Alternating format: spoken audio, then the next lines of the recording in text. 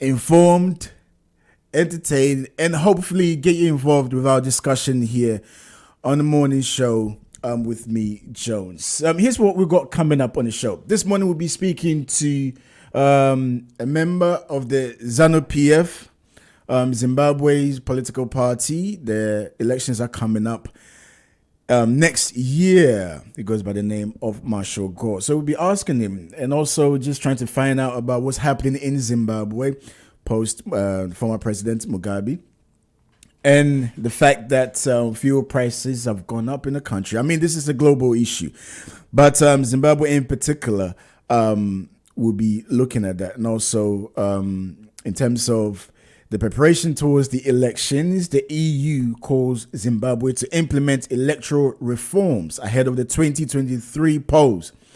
So we'll be looking at that as well. And looking at some of the promises of the candidates leading into the elections. So Marshall will be joining us very, very soon. Also, an interesting story, which I think needs to be discussed. Again, these type of stories do pop up many times. It's to do with colonization, the so-called quote-unquote colonial masters. In this case, we're looking at Belgium. And of course, we know what the former king of Belgium, King Leopold, did to the people of DRC. Ironically, the monarchy have gone back, taking a trip to DRC. We hear your take on that. We'll be speaking to Idris about that alongside whilst we're looking at other issues as well. Now, this is a story that caught my attention. Stroke in young adults in Ghana. Stroke in young adults is on the rise. So we will definitely look at that as well. And plus security issues in Ghana. I'm also asking how endemic is corruption, particularly in Ghana. Don't go nowhere. This is GN Radio. When we come back, we'll be speaking to Marshall Gore. Make sure you stay tuned. We'll be back shortly. Davidson Band UK is at 8 again. Oh my days. And this time around is gonna be bigger than ever. Guess what? They are bringing the maestro. Oh, Mr. Music Man, the legendary Kojo Andriod. Also performing Keche live in concert UK with the Davidson Band UK. This is gonna be happening on the 30th July 2022. DJ on deck, DJ TQ, hosted by Da Force. Venue, Dominion Center 9, the Broadway High Road, Wood Green, N2260S. Tickets available at www.eventbrite.co.uk. This is a must not miss show. See you there.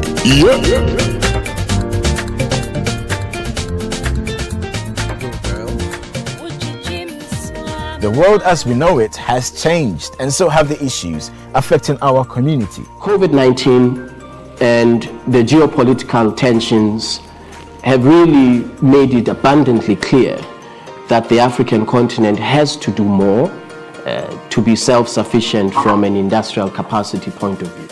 Join me, Jones Awuah, on GN Breakfast Show as we look at issues affecting us here in the UK, with a close eye on trending stories across the world. When we invest from the UK into infrastructure in African countries, that it is absolutely transparent. With a focus on Ghana's social and political issues. I mean, it's not about you thinking about, your money, the Sikadiya Basa. It's not what our authorities should be thinking about, or officials, but rather they should think about the nation. The Breakfast Show with Jones Awuah, starting 1st of June from 8 a.m. on GN Radio.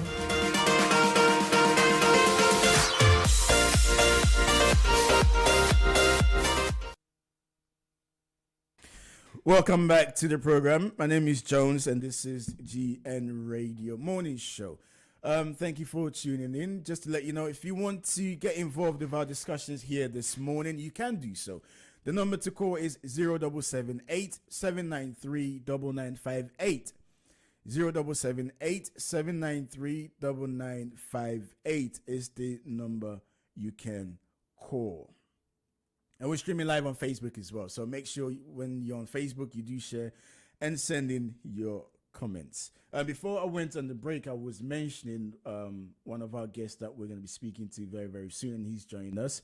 We're going to turn our focus to Zimbabwe, because Zimbabweans will be going to the Zimbabweans will be going to the polls next year, 2023. And when it comes to elections, campaigns start even ahead, maybe 2 years ahead. They don't label it campaign, but really and truly, it does start very, very early.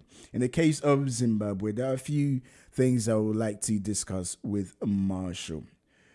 So now joining us on the phone is Comrade Marshall Gore, ZANU-PF UK executive.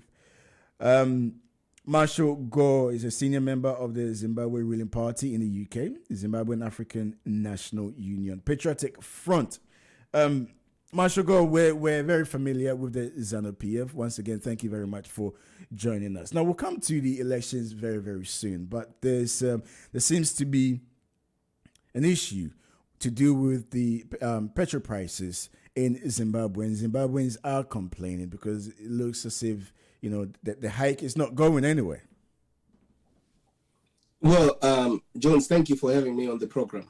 But let me put it clear that the fuel price increases in Zimbabwe that were announced by ZERA on the 7th of June are as a result of the global crisis that we currently have. As you are aware, the war between Russia and Ukraine has impacted on global oil prices. And as we speak globally, oil prices have gone high, and many countries in Africa and across the world have had to adjust their fuel prices. And Zimbabwe is no different from other countries as well. I take that, Marshall, but this is the second time in under 3 weeks that the prices have gone up. Yes, if I may explain as well, that this is as a result also, Jones. I don't think if you are aware of the economics in Zimbabwe, that in Zimbabwe we currently use dual currencies. So we use two currencies, the Zimbabwe dollar and the US dollar. Both currencies do trade on the market. So I think the first adjustments that happened in May were triggered again by the weakening of the US dollar as a result of the war again in Ukraine, which impacted on exchange rates and the weakening of currencies. And this did not only affect the US dollar, but it also affected here the pound sterling as well. So as a result of this, if there are shocks that affect economically the nature of the US dollar as a trading currency in Zimbabwe, we also feel the pain. So if the US dollar sneezes in New York, we also sneeze in Zimbabwe because we use it as a trading currency. Currently, in Zimbabwe, 70% of the transactions are done by the Zimbabwe dollar, and 30% of the transactions are done by the US dollar. So as you can see that the fiscal policy in America also affects us because we rely on trading on the US dollar. So that accounts for the changes that happened earlier on in May. I mean, I think that the impact of the war in Ukraine has had a massive effect, especially countries across the continent of Africa or globally, I must say. However, with this, with the petrol prices, one would assume that the government will be able to subsidize and cushion the prices, so to speak, so that consumers will also they will alleviate a bit of the burden on consumers. Well, it's a good thing to say that, but I want to be also clear and honest with you that our government has been disciplined in its fiscal policy. I think where subsidies are required, like for example, in cases of food imports, they've had to chip in and support that because it's a necessity. But let's face it also that fuel price obviously does affect the produce of goods.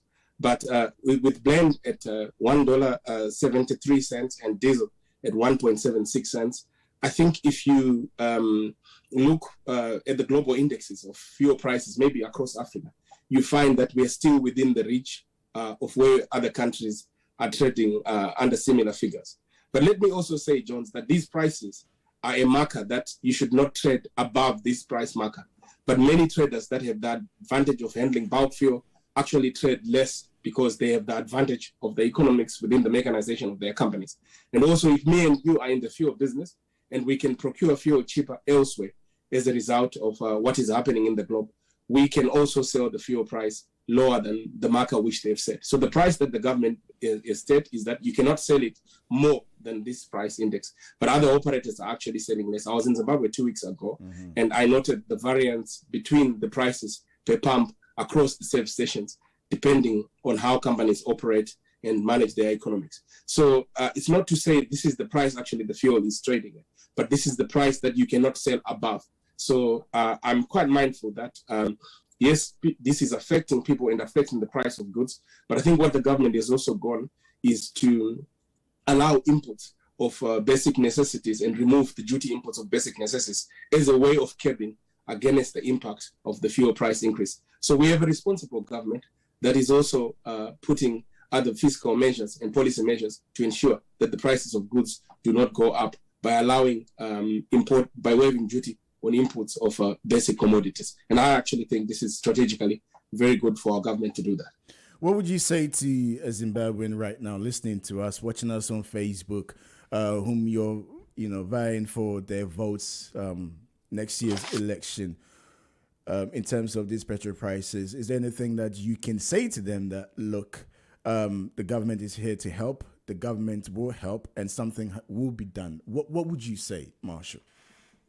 What I would say, Jones, is that the economy of Zimbabwe is hugely improved over the last 2 years.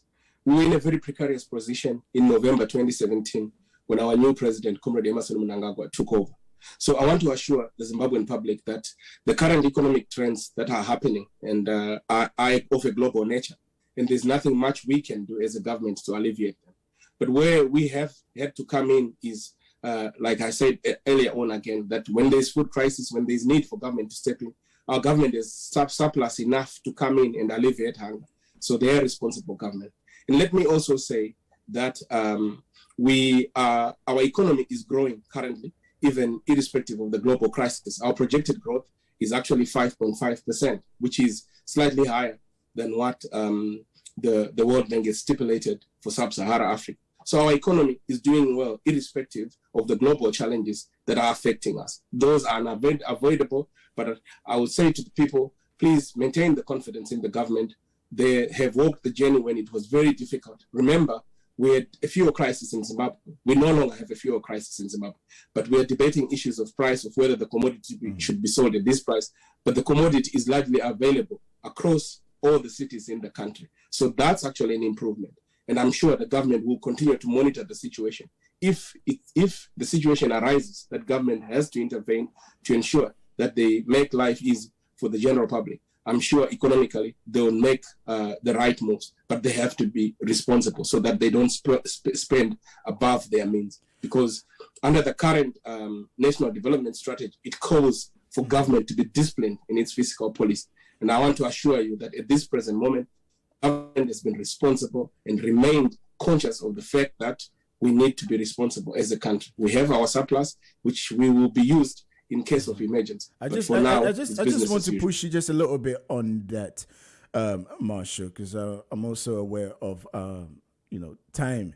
But then in what you're saying, are you saying that the election is on the 23rd of April, 2023? Are you saying that the fact that Zimbabwe's economy depends or is part of the global market, any alleviation will depend on how the global market reacts, Marshall? No, not necessarily. And let me point out that the election is next year, but we don't have a date yet. Okay, Jones, just to be clear. Okay. But again, I want to be clear in saying that Zimbabwe imports almost all of its fuel requirements. So if there's a shift in the global prices, therefore locally the market is affected. So fuel is a commodity that we don't produce locally, unfortunately. But this is where you would expect so if the government prices to from step in, the Marshall. wholesalers globally increases, there's no way we can make adjustments to a certain level that can be detrimental to our economy. So I think the government is monitoring the situation, and at this moment in time, it's the current prices are making business functional. So they're monitoring the situation, and if it arises that they need to intervene, I'm sure they will intervene and make the necessary adjustments. But for now, it's business as usual, as I said. All right, quickly, let's move on. the reports that I was reading indicated that the elections will be held on the 23rd of April. However, thank you for clarifying that. But there seems to be concern from the EU. I mean, these are part of the international observers. The EU are calling for to make sure that Zimbabwe implements electoral reforms ahead of the coming elections. Is there a need to be concerned, Marshall? I think, Jones, if I'm to be clear and honest, if the concern is coming from the EU, it's irrelevant. The concern only becomes relevant if it's coming from internal, from Zimbabwe, from Zimbabweans. Because Zimbabwe is a constitutional democracy, and it's governed by the law that the people of Zimbabwe in 2013 agreed to a constitution. As far as I'm concerned, the government has been abiding with this constitution. As we speak right now, there's been a lot of reforms that the government has instituted to ensure that we move towards a much better democratized path in the move to the 23 elections. Jones, let me make it also very clear that our government has been fully committed under Pollard, the political actors dialogue, by engaging all the political parties in Zimbabwe to discuss issues pertaining to elections, issues pertaining to democracy.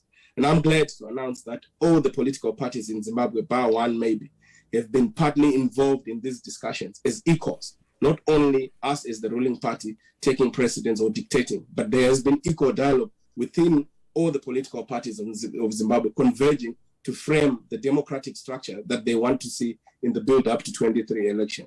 That has been a success. And I'm glad to say that the president, when he came in, he developed this institution to ensure that all political parties partake in discussions and have access to information and debate in terms of how Zimbabwe can move forward as a democracy.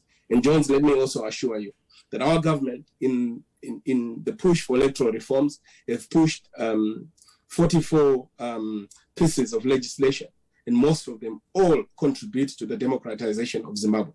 They are within parliament and they'll be made law soon in the build up to the elections. We have had the Public Order Security Act repealed, and it has been replaced by the Maintenance of Peace and Order. This is another statutory instrument that most of the opposition has been calling for its removal. It has now been removed. So there is freedom of information in Zimbabwe. And also access to information under the Protection of Private Acts was repealed to ensure that freedom of information act has been put into law. So our government, as I can attest, has made the necessary adjustment to the laws in Zimbabwe to ensure that there's more democratization and freedom of space in terms of freedom of information and in terms of also freedom of expression. So in Zimbabwe, it's lawfully to criticize government, it's lawfully to express your political views.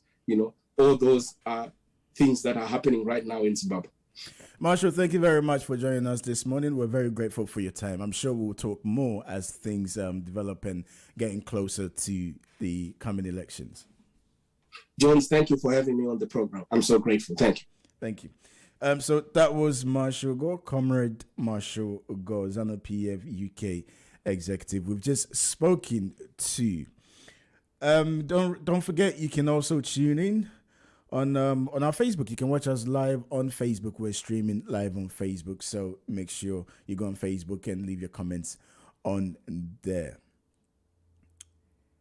There are other topics we're going to discuss, so don't go nowhere.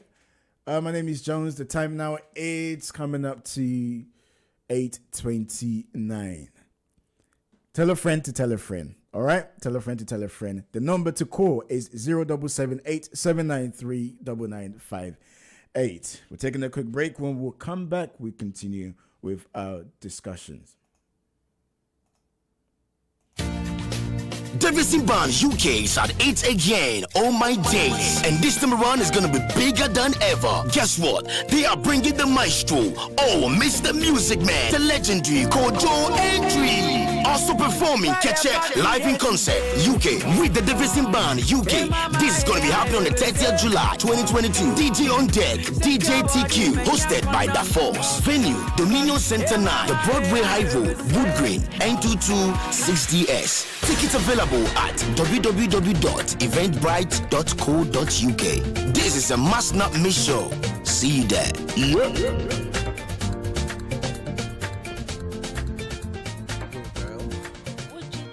The world as we know it has changed, and so have the issues affecting our community. COVID-19 and the geopolitical tensions have really made it abundantly clear that the African continent has to do more to be self-sufficient from an industrial capacity point of view.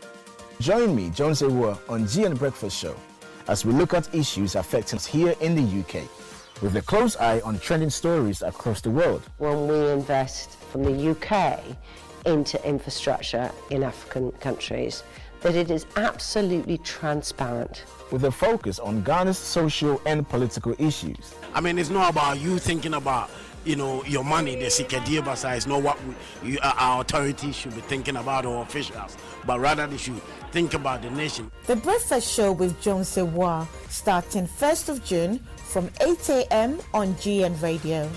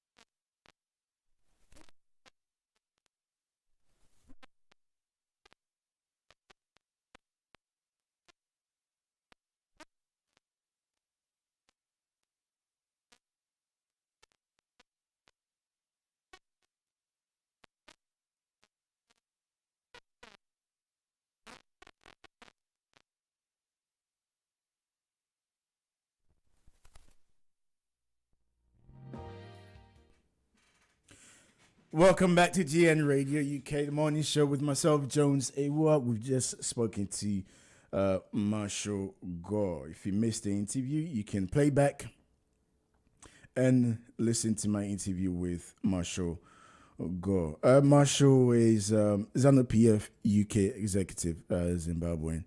And of course, the elections are coming up next year. So it's a very important time for Zimbabweans.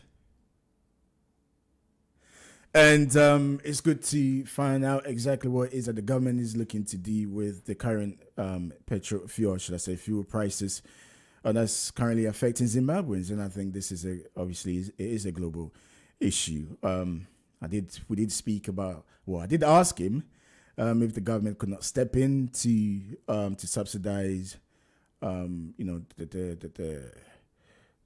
amount, the way in which petrol prices have gone up.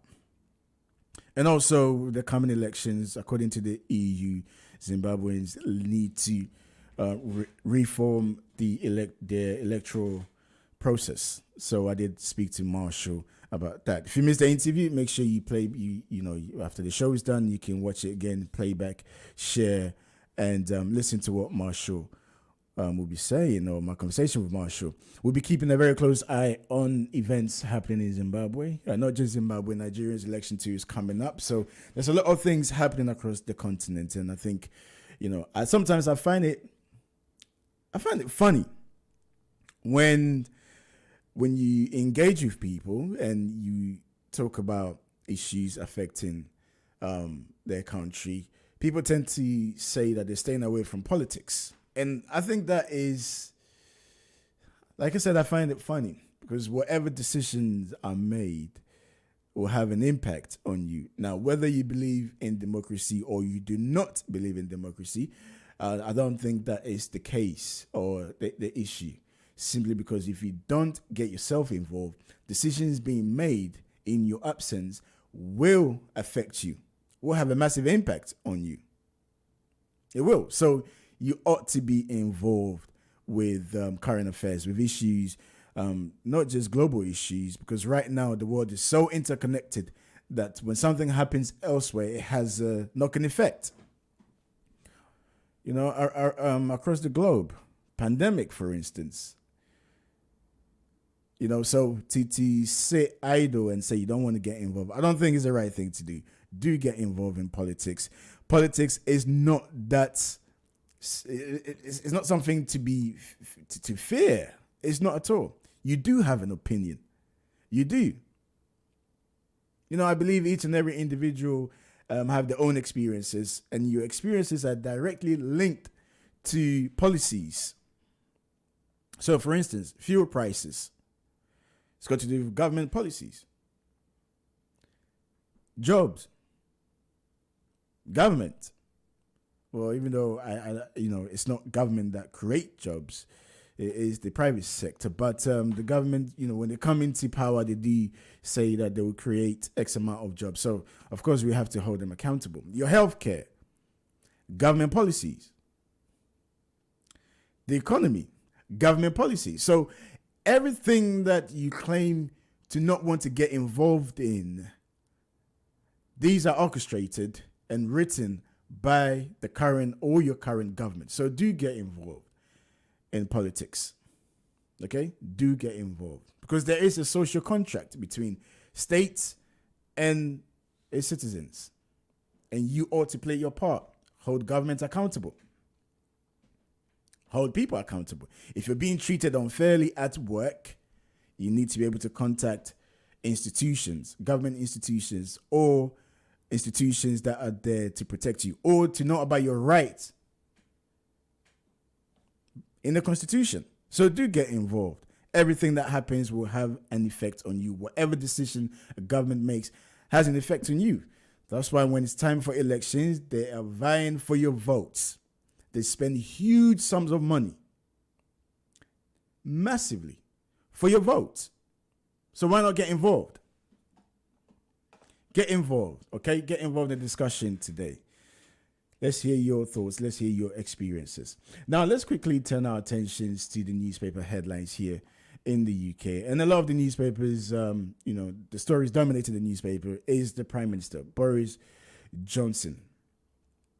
But before I do so, just in case you're listening to us on the move, or you're at home, you're watching, and you've got something planned in the coming days or weeks, I think it's important to know about the upcoming strike. I think it was on Monday, wasn't it? Off the back of the bank holiday, that there was a strike. There was a 24-hour strike that had massive impact on us, especially if you live in London. Myself, I had to, God knows how I got to work and on time to start the show on time. Initially, I was going to drive, but then I thought, you know what, let me get on the bus. Little did I know that there were strikes. I mean, I think it was probably due to the holiday blues, I came out, tube stations were shut, buses were packed, and I had to walk and try to make my way to work. And I tried to book an Uber. Uber were charging double the price. So I had to find alternative route to work. Now, the story today is thousands of rail workers will walk out in a 3-day national strike later this month, which threatens major summer travel disruptions across the UK. The RMT union said it will shut down the country's rail network on the 21st to the 23rd and 25th of June after talks over pay and redundancies fell through. But the Transport Secretary accused RMT of jumping the gun and said strikes could put off people using trains. Now, apparently this industrial action will be the biggest in over 30 years. as it stands. On the first day of the planned strike on the 21st of June, London Underground RMT workers plan to walk out in a separate dispute over pensions and job losses, taking the total number of staff along those from with Network Rail and train companies to more than 50,000. Okay, so this is not just London Underground, trains as well, railway networks. This will have a massive impact. Definitely disrupt people moving around or going to work. So make note of that from the 21st, 23rd, and the 25th. Of course, this is over pay and redundancies that the RMT union are fighting for. Anyway, so let's quickly turn our attentions. Let's look at the newspaper headlines. As I did mention, many of the papers lead with their fallout from Boris Johnson's survival of Monday's vote of confidence among Tory MPs. The Independent says the Prime Minister now faces a war of attrition with the rebels, and that allies fears new policy announcements will not be enough to save off a second attempt to oust him. And this is what happens if you depend on people to save your job. They have you by the neck, by the throat, and you must adhere to their demands. And of course, it looks as if Boris Johnson is not moving quick enough for the rebels. The Guardian says that Tory MPs plot vote strikes to keep Johnson on ropes. Let's see what the Times is saying. The cabinet has told Mr. Johnson he needs to cut taxes if he wants to survive, according to the Times. The paper says the senior MPs have accused the Prime Minister of failing to move quickly enough on pledges to reduce both corporate and personal tax burdens. The Daily Express fighting back Boris's tax blitz to silence rebels. Okay. Let's look at the Daily Telegraph. The Daily Telegraph, on the other hand, are also saying the Telegraph reports that the Prime Minister has been urged to appoint Jeremy Hunt, who he beat in 2019 leadership race and who has called on him to step down as his Chancellor.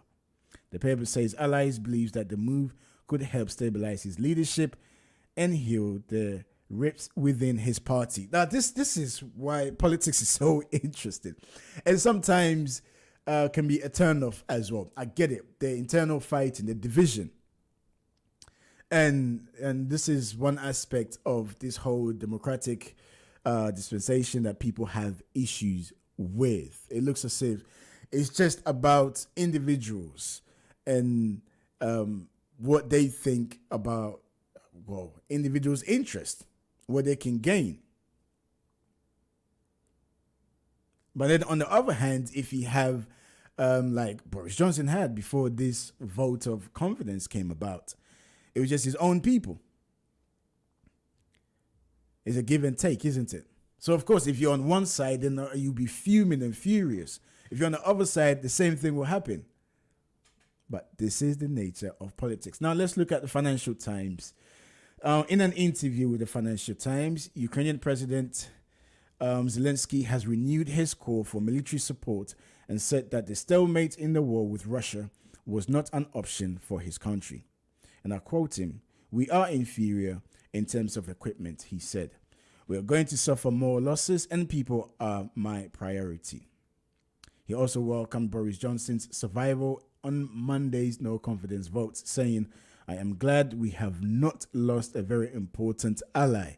Now, this, goodness me.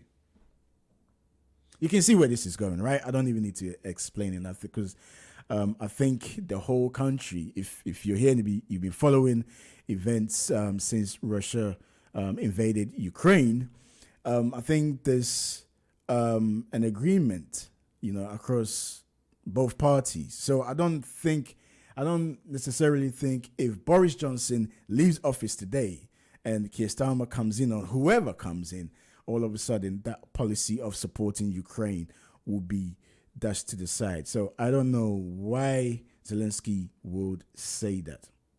The Metro leads with the news that the RMT union, which represents transport workers, has voted in favor of a nationwide strike to take place on the 21st, 23rd, and 25th of June.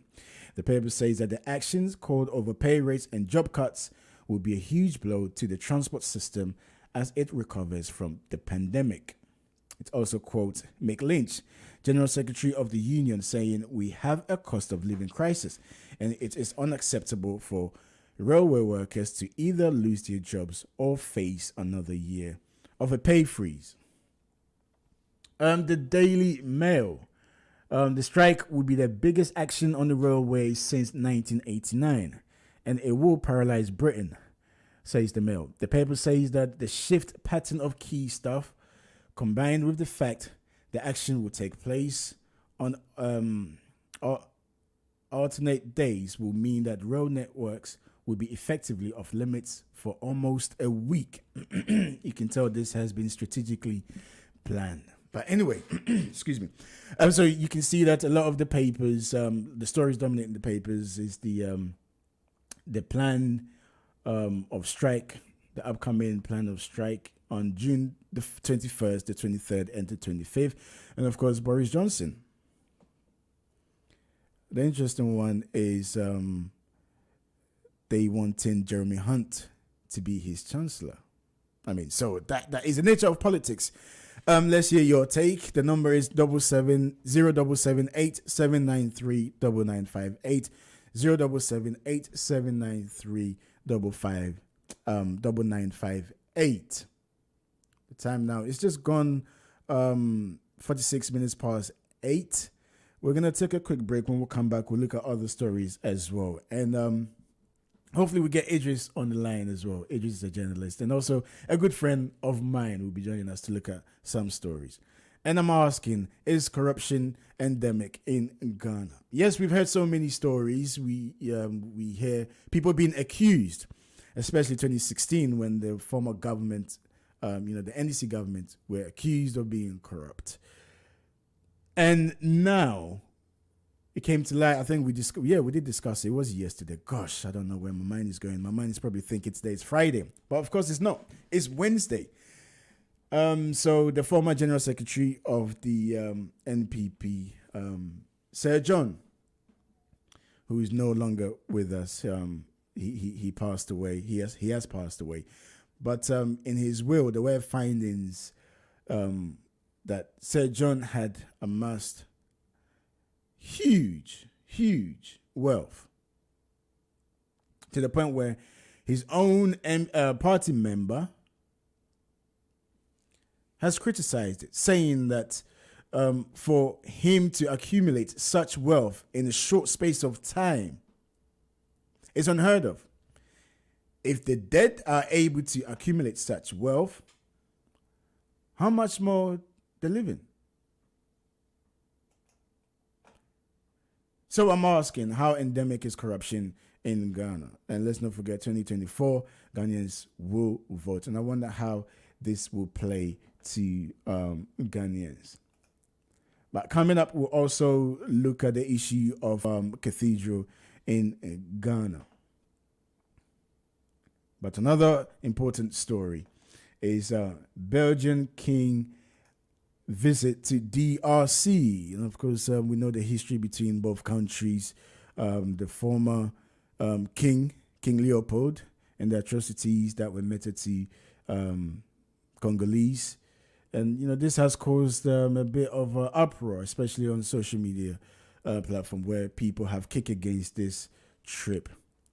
So it'd be good to hear your take on it. And of course, I think mainly because, let me not just say mainly, especially people in the diaspora. And I think this is due to our experiences as being part of the ethnic minorities. And we tend to frown on a lot of these things. I think most of the times there are people who also objected, back home. But I think a lot of the agitation do tend to come from the people in the diaspora. So we'll look at that story as well. This is GN Radio UK with me, Jones Awuah. We're taking a quick break. When we'll come back, we'll continue.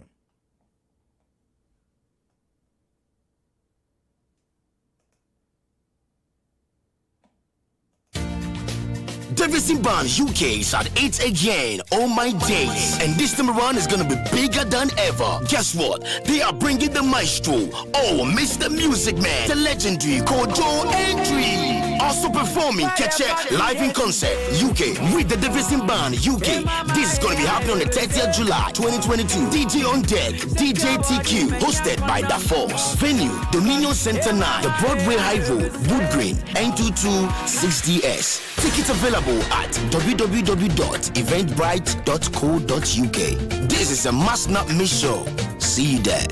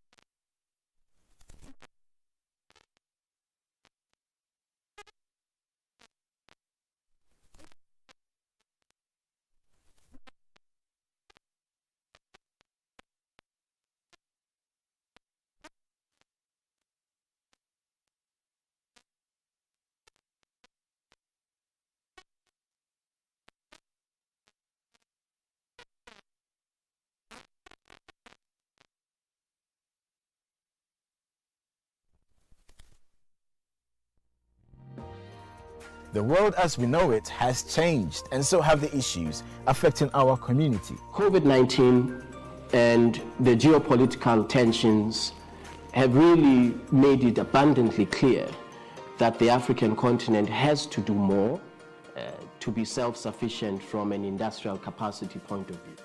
Join me, Jones Awuah, on GN Breakfast Show as we look at issues affecting us here in the UK, with a close eye on trending stories across the world. When we invest from the UK into infrastructure in African countries, that it is absolutely transparent. With a focus on Ghana's social and political issues. I mean, it's not about you thinking about, your money, the Sikedia Basa, is not what our authorities should be thinking about, or officials, but rather they should think about the nation. The Breakfast Show with Jones Awuah, starting 1st of June from 8 a.m. on GN Radio.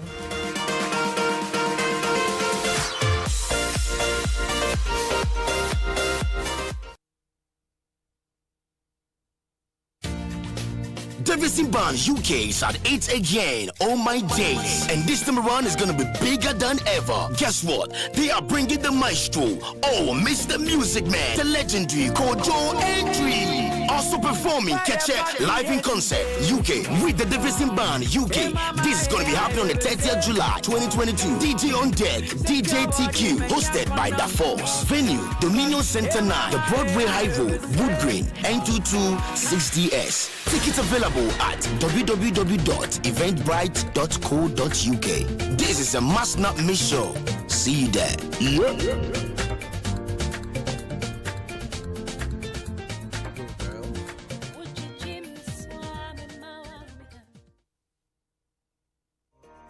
The world as we know it has changed, and so have the issues affecting our community. COVID-19 and the geopolitical tensions have really made it abundantly clear that the African continent has to do more to be self-sufficient from an industrial capacity point of view. Join me, Jones Awuah, on GN Breakfast Show as we look at issues affecting us here in the UK, with a close eye on trending stories across the world. When we invest from the UK into infrastructure in African countries, that it is absolutely transparent. With a focus on Ghana's social and political issues. I mean, it's not about you thinking about, your money, the Sikadiya Basa is not what our authorities should be thinking about, or officials, but rather they should think about the nation. The Breakfast Show with Jones Awuah, starting 1st of June from 8 a.m. on GN Radio.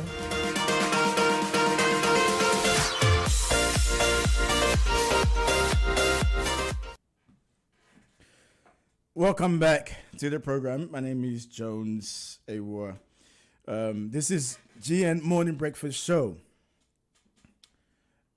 You can get in touch with us to air your views as well. Let me read a few messages. Crikey.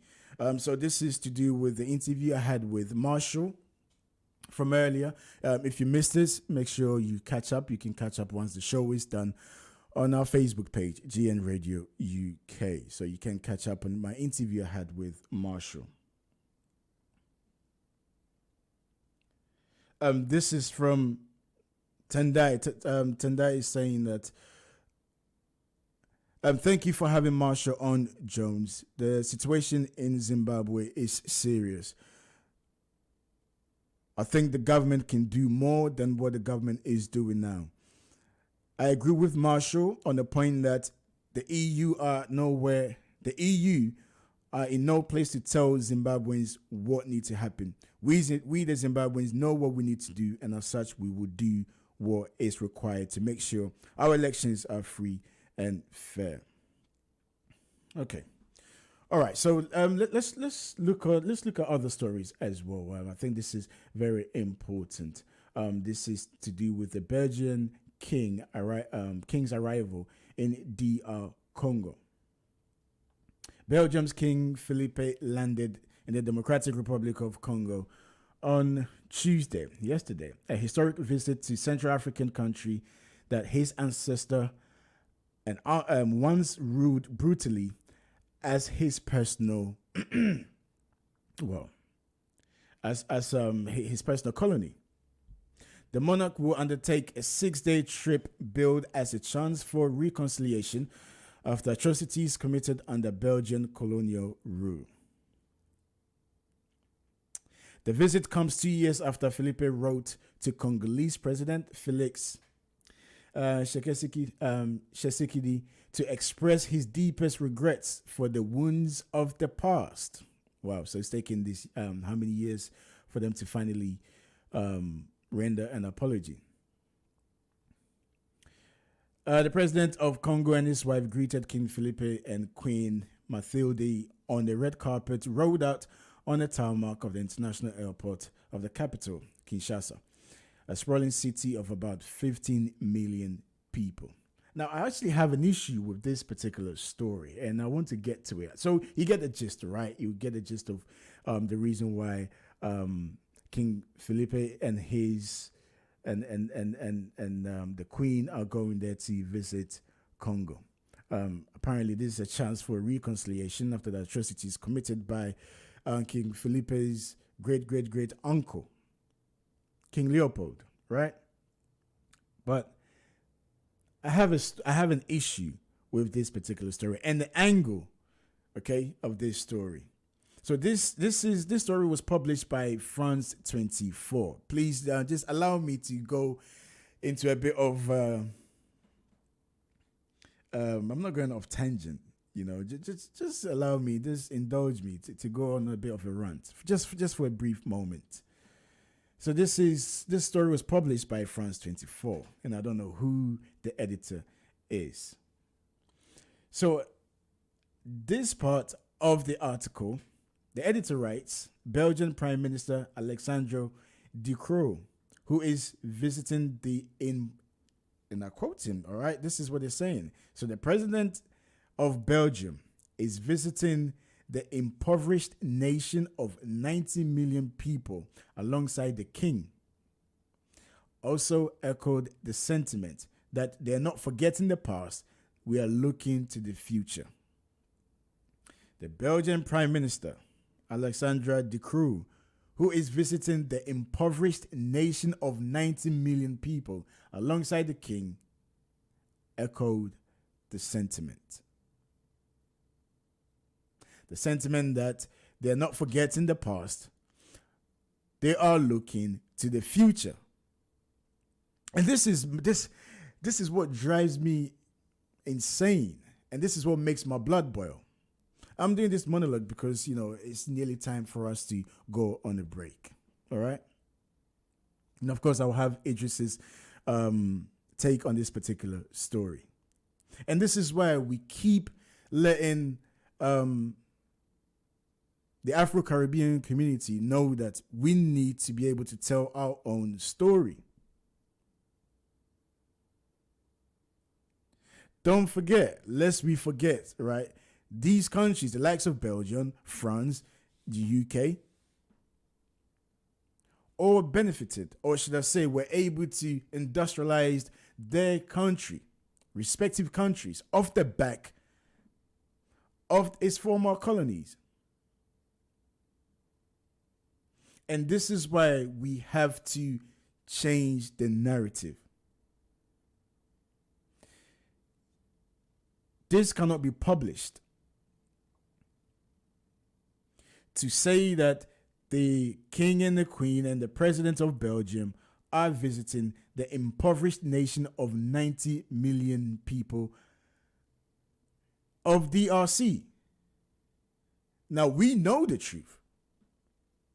We know the truth. And this is why the shows like the Morning G and Morning Show, shows like Talk Africa, which will be coming very soon, creating this platform to be able to discuss such ridiculous publication. Not focusing on the atrocities committed by Belgium. Not talking about any financial assistance. Nothing will ever compensate for the atrocities committed by Belgium. Nothing whatsoever. But they have the nerve to go down this route. And this is not new. This is what they've been doing for years. And it's high time that we all stand up and call them out for what it is that they're trying to do. This publication is utter nonsense. The focus is not about the people of DRC. The focus should be about the atrocities committed by Belgium on the people. And DRC is where it is right now as a result of how Belgium looted and stole from DRC.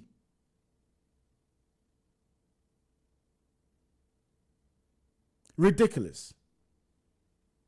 Then the report goes on to say Belgium's colonization of the Congo was one of the harshest imposed by European powers that ruled most of Africa in the late 19th century and 20th century. One of the harshest, the most harshest, the most barbaric. We're taking a quick break. My name is Jones Awuah. When we come back, we'll look more and I'll hear your take. And I'll read your messages because messages have been coming in on this particular story. I'll read them all out, and also the phone lines are open.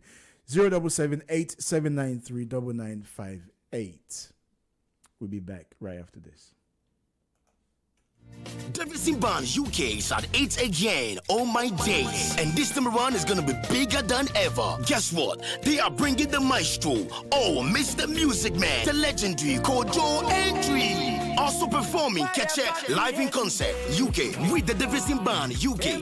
This is gonna be happening on the 30th of July 2022. DJ on deck, DJ TQ, hosted by Da Force. Venue Dominion Center 9, the Broadway High Road, Wood Green, N226DS. Tickets available at www.eventbrite.co.uk. This is a must not miss show. See you there. Yeah. The world as we know it has changed, and so have the issues affecting our community. COVID-19 and the geopolitical tensions have really made it abundantly clear that the African continent has to do more to be self-sufficient from an industrial capacity point of view. Join me, Jones Awuah, on GN Breakfast Show as we look at issues affecting us here in the UK, with a close eye on trending stories across the world. When we invest from the UK into infrastructure in African countries, that it is absolutely transparent. With a focus on Ghana's social and political issues. I mean, it's not about you thinking about, your money, the Sikadiya Basa is not what our authorities should be thinking about, or officials, but rather they should think about the nation. The Breakfast Show with Jones Awuah, starting 1st of June from 8 a.m. on GN Radio.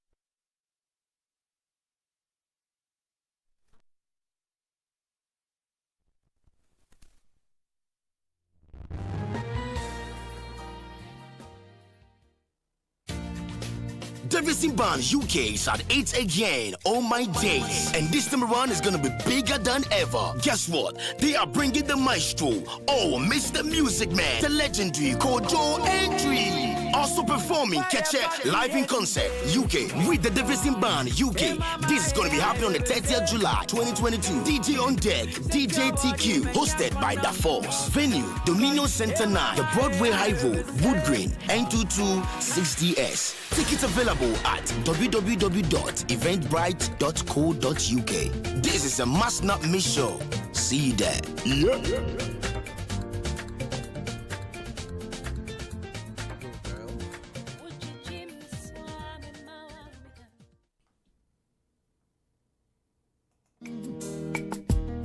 Hobi Benyawa, if we are there, I am poor. And we are nanso pastanti salo be mu o man mu de menti so bia be yare asiri obi da won wa akọ ne ho nyina ya bansidie nko a onyame nam ne dom so ayi a kire na ko a ye na nan mo bi biduru a no mo de sa yare wa e ma bi mu di mfinhia wo ha ne aduam ani wo ha ne akire no ode ba pie ya man mu asa be de ode je yankwa dodo no wa diabetes, high blood pressure, stroke, high cholesterol, cocoa, and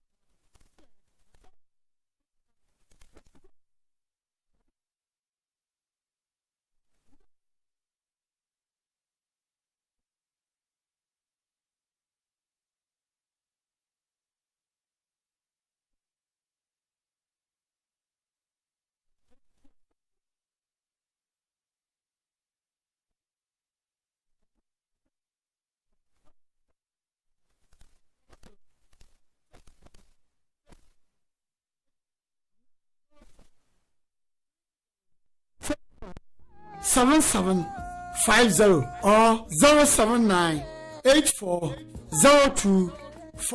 All right, welcome back to GN Radio UK with me, Jones Awuah. I've had my rant. About this particular issue. Okay, to do with the Belgian king visit to DRC off the back of they call it a reconciliation trip. Trying to make amends of the atrocities which were committed by his great uncle, King Leopold of Belgium. Joining us to discuss this is Idris Adishina. Idris is a journalist and also a political analyst. Idris, thank you very much for joining us this morning. Earlier, I had a bit of a rant, Idris. I'll come back to the subject very soon, but my rant was definitely about the fact that the way in which the publication, the focus of the publication, where that at one point it referred to DRC as an impoverished nation. So here we are when we have a discussion, Idris, and of course myself, you and I, we've spoken about this, and we always talk about the narrative and which we have to change the narrative because many times what has been projected across the continent has not been the same or the experience or something that we've experienced, or our stories have been told from another perspective, from an outsider's view. So I had a bit of a rant on that side. But overall, Idris, how significant is this trip, if it is at all? Yeah. Thank you very much, Jones. I hope you are getting me clearly.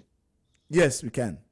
Yeah, I think we should just oppose this with the trip of the monarchy, our own monarchy, to Jamaica very recently. Yes. I think we should place them side by side and try to compare what the Jamaicans did and what they are demanding for and what was the situation in DRC. Mm-hmm. So these are the two similar issues that we can draw comparison from. Yeah, who authorized this visit and what was the demand when the trip was being planned? Was there a reparation as part of the demand? If that was a reparation as part of the demand, I'm sure the king would not have dared to do that. Yeah. Because he knows that then these people are aware of what is going on globally, and this is the demand they are making. Mm-hmm. And we also know that when some of the monarchy wanted to go somewhere, and there was this issue of reparation, they hurriedly canceled such trip and really organized it. Yeah. And so these are the issues that we need to look at. I mean, I don't see anything wrong if he wants to go there, if he wants to go and say sorry for what they have done, if he wants to say, okay, for what you have done, or what we have done to you. These are global issues now. There's a different scenario now. There's a different setting to when we were ruling in the DRC. This is what we are prepared to do. This is what we are willing to do. It shouldn't be a visit of master, servant again. Yes, you raised the issue of impoverished DRC. What do you expect them to do? How buoyant is DRC now?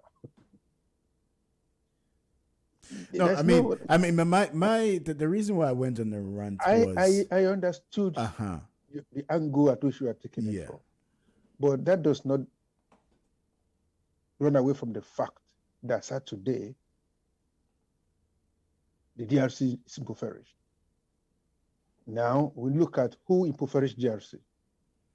That's a different ball game entirely. And I also made that comment.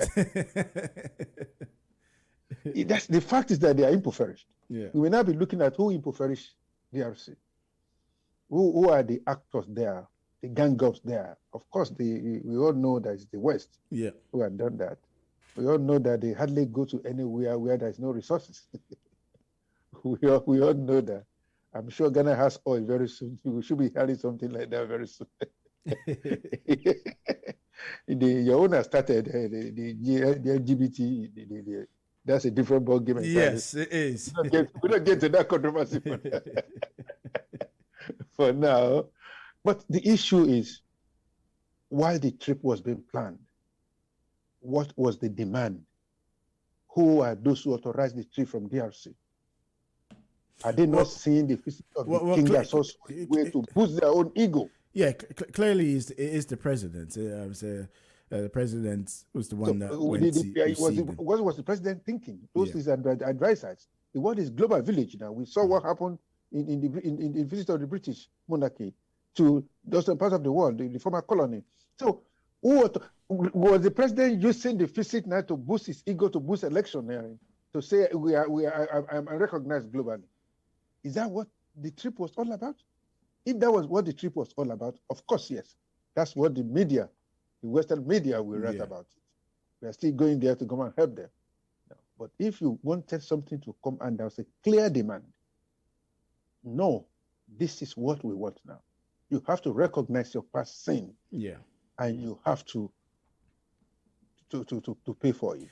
I mean, I did mention the fact that no amount of compensation would can equate the atrocities meted to Congolese, or what Congolese suffered at the hands of Belgians. I mean, because of the atrocities by the Belgians, we lost one of Africa's brightest men ever, Patrice Lumumba. Yes. And if you look at the story, of course, I mean, how many times would these be, are we going to see these kind of gestures? We're saying sorry. We're not forgetting the past, but we're looking to the future. What is the future? How does the future look like? How can you make right what you made wrong? And this is where, compensation comes in. But nothing as such has been mentioned. That's what I'm saying. That when the trip was being organized, who are not there, we are not party to those trips, we are not, I don't know. Okay, who are the PR, the population experts who also got involved? Are they not from Belgium? I don't know, from the West. Yeah. So if you keep looking out to them, this story will not change. This story setting will not change. Because that's what they always want to do, that they are the helper. We are helping them. But from our own point of view, it has to change. But nothing has changed from the point of view of the Congolese. The government who authorized that trip, nothing has changed. Because if anything has changed, I didn't expect that this trip were as smooth as this. If there are demands made by the DRC government, this is exactly what. First thing is, has to be a public apology for what you have done. Mm-hmm. I know the apology doesn't do anything. But once you make that as a demand, that tells you that no, hang on. What am I going to do now? Am I going to make apology? And this has been, especially when you mentioned the royal family, Prince William's and Kate's trip to the Caribbean. Where they wanted an apology but did not get the apology, because if you apologize, then you're owning up to the fact that yes, what you did and you knew wrong. What happened to the trip. Yes, you knew what happened to the trip. It became a terrible bad PR for them. Yes, became a terrible PR for them. I mean, they didn't get that. They wouldn't allow people to come and protest there. But today in the British media, the story is there to be written. The story is there to be read again, to be revisited again. It's a bad PR for them. The Jamaican, the Caribbean did not allow them to come and, you see, when they arrive, it's always going to be lordship. Yeah. But because of that single demand, the thing was hurriedly postponed, hurriedly packaged. But today, they always refer to it in the media as a bad PR for them. So that's if they are going there again, they will think twice. The kind of razzmatazz that go with their visit will be different because those people already knew what they wanted. They are demanding for something. They are asking for something. That means they are wise now. That's not the case in the DRC now. Look at the media for them now. They are still having the field day. The king is coming. The red carpet for him. The king is visiting his former colony, and the government is using the visit as a gesture that is recognized worldwide. If I can bring the king of Belgium to this place, that means I have a global status. No, that's not the way it is. You bring them in here, it's our time for now to humiliate them. Because that facility is also part of the global media. The global media is also going to get involved in it. Of course. I mean, and France our 24 has published it. Our demand will have been reflected in this thing. No, this is just a landlord going to visit his tenants. Well, you asking, who organized this and what is in it for DRC? Well, the report indicates that Belgium is preparing to return to Kinshasa a tooth. They're looking to return the tooth, the last remains of Patrice Lumumba, the hero of the anti-colonial struggle and short-lived first prime minister of the independent Congo. That made it more insulting. Absolutely, and this is why I'm so furious with this particular story, Idris, because look, we're in the 21st century. It's high time they own up to what they've done, and if you accept that you've done wrong, then there's got to be compensation. No, we have gone beyond them owning up now. They will not own up. We have to demand rights now. Now the ball is with us now. It's no longer them versus us. No, it's no longer them to us. It's top bottom now, not bottom down. Mm-hmm. We have to demand for it. You've seen what happened in Britain now. Students are rising up to say, we don't want this image here. It represents colonial era. Mm-hmm. We don't want it. Get it off our campus. No, it used to be top bottom. Yeah. But now it's bottom up. The students, if the white, the so-called white students who only read about the history, they are not part of it. They only read, and what they read is even half of what the atrocity they've done. Oh yes, because it's true. Because even reading this article, right? Reading this article, the article, this is the article saying, historians say that millions of people were killed. Historians say it's not about historians. This is a fact. This is a fact where children were named. There's a particular way you and I know. There's a particular way you can position the story to distort the fact. Of course.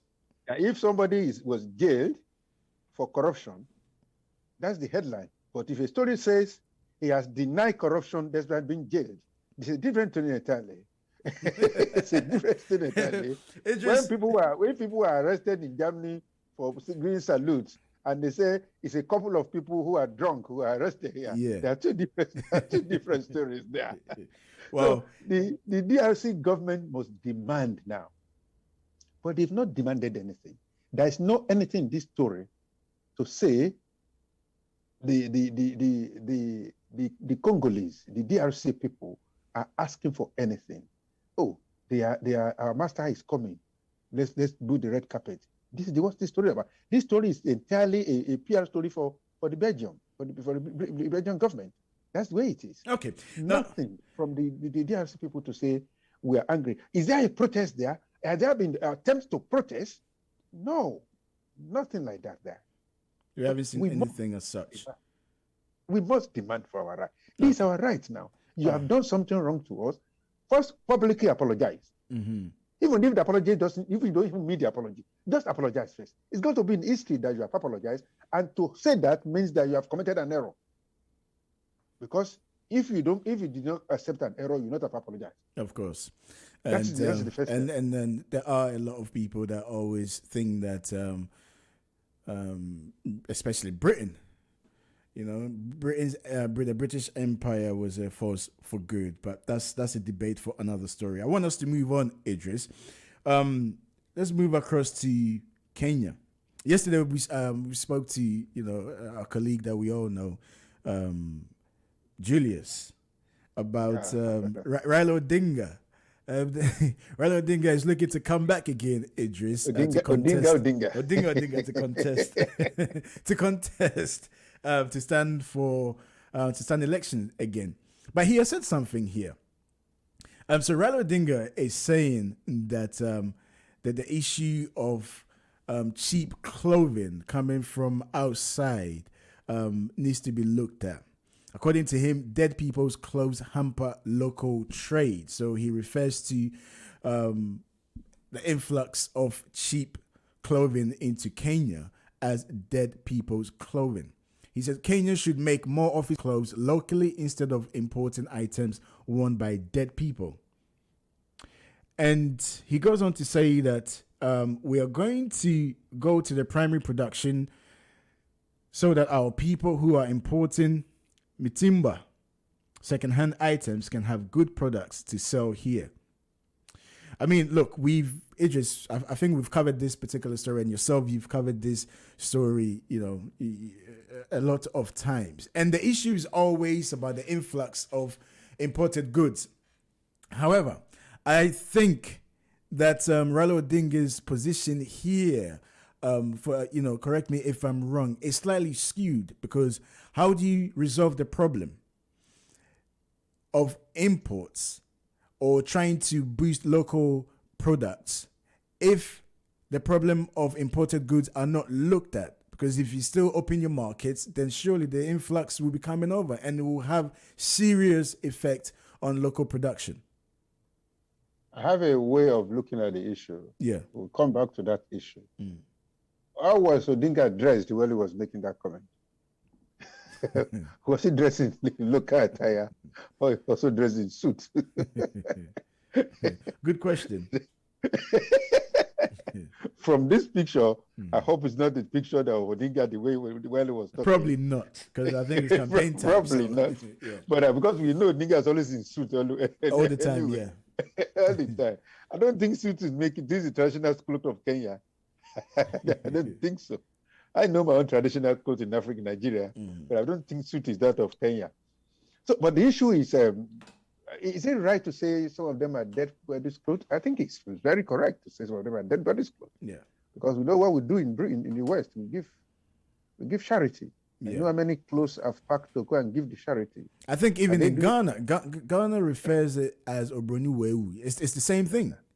We refer this as Bendalo. Is that the same meaning that these are dead people's clothes? No. We don't refer to it as a dead clothes in Nigeria. We don't even think it's that. Okay. We just think that it's a bendalo is something it's a cheap thing you just get quickly. Sure. Well, bend down is what we call bendalo. Okay. We call it tokumbo. That is a foreign thing, something that is coming from a foreign land. But look, whether we like it or not, part of the clothes that go to Africa is also from dead people's throat. That's true. Because when somebody is dead, what do you do with the clothes? We pack them up, we give them to charity. But does that mean that person was the clothes worn by a dead person? No. The person who wore the clothes was not dead while he was wearing it. So I would not totally agree that it belongs to a dead person. No. The person wearing it was a living soul while he was using it. I don't think there's anything wrong. But then the issue is the issue about the fact that... we address the issue of foreign imports to Africa. Sure. On a different scale. Yeah. Let's clear that issue for those who are hearing us in Ghana or anywhere in the world now. Yes, to give charity, you and I can give close to our brothers. I inherited my granddad, my maternal granddad, had my mom only. And when he died, my mom wished he was a man so he could wear his father's clothes. But he was passed to me. I needed to make my mother happy. I was undergraduate then. I couldn't wear that clothes, but I wanted to make my mother happy. Every time I came home from school, I wore her father's clothes. It was the same thing that, if such thing has been shipped to Africa, we won't say it's from a dead person. We know what we do in charity here. There's nothing bad in charity to give clothes to people who would need it. This is an area of recycling. But that's a different thing entirely. We need to get that clarification very clear. People give charity. People give clothes. Very close to where I live here is a charity shop. Yeah. Where people go and buy clothes. The clothes is recycled. It is well disinfected, washed and disinfected, and somebody else can use it. Somebody else can use the shoe. I'm not sure you and I can claim to have not to have gone that road before we are where we are today. We have gone that road before. I have certainly gone that road before. As a matter of fact, I had taken part in a charity and I bought clothes deliberately so that I could give money to that charity. That is one. But the issue of import to Africa is a different case entirely. It's a bigger problem than Kenya. Yeah. But what Odinga has done here is to score a sheep goal.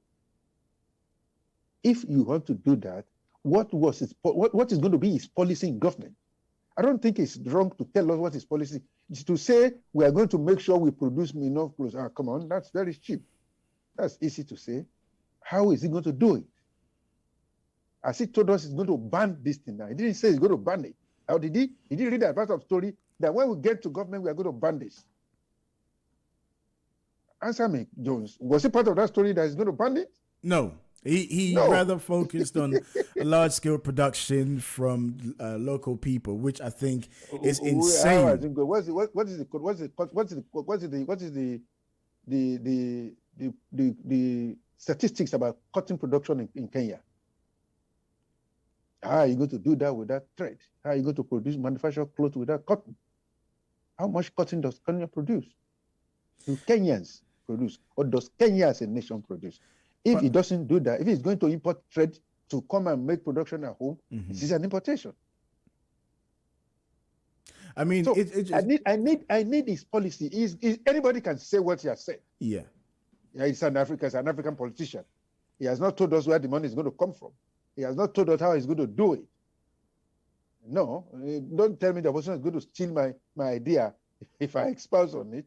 No, here the experts on it, they even cost it. I want us to. Where the money is coming from. I want us to, look at this on a broader scale because, and I think myself and you and I, we've had a discussion on this, particularly, to do with the Nigerian textile sector. I think of the 80s and how Nigeria was booming. The Nigeria's economy was booming. A nation in wealth, right, from textile, right, and how it benefited the people, right. Yeah. And I think, in contrast, I think it would be very difficult for any African government, to come up with a policy to stop influx of imported goods. However, I think if they're able to segregate, so for instance, if it's clothes, I think that can be manufactured, that can be produced within respective countries, as opposed to opening up your market for the influx of, getting materials from China, India. And this was what actually crippled Nigeria's textiles industry. And the knock-on effect was people losing their livelihoods because the cheap goods were the ones that people were buying. And as a result, the local production became obsolete. It's part of it, but I think the biggest problem for that was this issue of structural adjustment program. Yes, and this subsidize things at home, right? And this I'm sorry to use the word madness policy from the IMF that you remove your subsidy. Yes, remove your subsidy. Open your market. Come on, but open your market and remove subsidy. When you remove subsidy, look, how many? What's the number of farmers in the United Kingdom? Now we know the farmers in UK are receiving subsidy from EU. Yeah. Now that EU had left, we have left the European Union, and the farmers are demanding that money be paid by the British government. So where is IMF? Why is IMF not tell British government that that's a subsidy? The money we kill to go and take every week, the dough we take here, is that not a subsidy? Yeah. It's a subsidy. So for the African government to embrace this idea of remove subsidy, and they're still shutting it in Ghana, in Nigeria till tomorrow. Yeah. So if you don't subsidize things the way it is now, how are we going to live in that part of the world? Well, so it's for our government to recognize the fact that, look, there is no imported policy that can suit our continent. No, it has to be homegrown. We have to look at the demands, what our people are doing. We've seen ANCOWA's program in Nigeria now, how successful it was in terms of rice production. Yeah. Loan, yes, it is not a loan, but it's a subsidy, it's a form of subsidy. Say, take this. Look, there's nothing bad, but the truth of the matter is that you made mention of the textile in Nigeria. Yes. I am old enough to know that what that sector looked like in the past. I am old to know that we go to Aswani. I mean, as a Muslim, every year you buy clothes for the Leah festival. And I know it's African textile that we buy. And I know it's not imported from China. I know it's made in Lagos. And I know I have a lot of friends as I was graduating. As a matter of fact, when you are doing industrial attachment of the first 2 years of yourself in the polytechnic or in the polytechnic, this is where you have massive opportunity to go and do internship. Massive internship. A lot of us went to textile for internship. Either in communication, either in agriculture, either in engineering. Or textile was an industry, it's a huge industry. And there is the farm in the north that services that textile, the cotton farmers in the north. Arrangement between the farm, the company, and the cotton farmers in the north. So it's a win-win. The farmers are booming. The textile, the cotton is coming to Lagos where it is refined and everything is done. And the byproduct of it is textile. There's a Swani market. There was a Swani market in Lagos where it's being sold. From there, it goes to West Africa. West Africa is always the first beneficiary of the product in Nigeria before it moves to other African countries. They are all dead now. According to Ninga, we are importing dead people's clothes now to Africa. But the issue is that it's much more than what Odinga had said. You may not be able to stop the influx, but with higher tax on imports. With higher tax on import, but before you put a higher tax on import, there has to be a local subsidy. Of course, and this is because the consumers will bear the brunt if government imposes higher tax on imports. Look, you and I know in this country, the majority of what we consume is what is done here. They are happy to let it British. When they say it's British made, people are British. You see, we unfortunately the story we are talking about today is much more complex than what we are talking about, and you know that yourself. It also goes to address the taste. Poor people who have higher taste.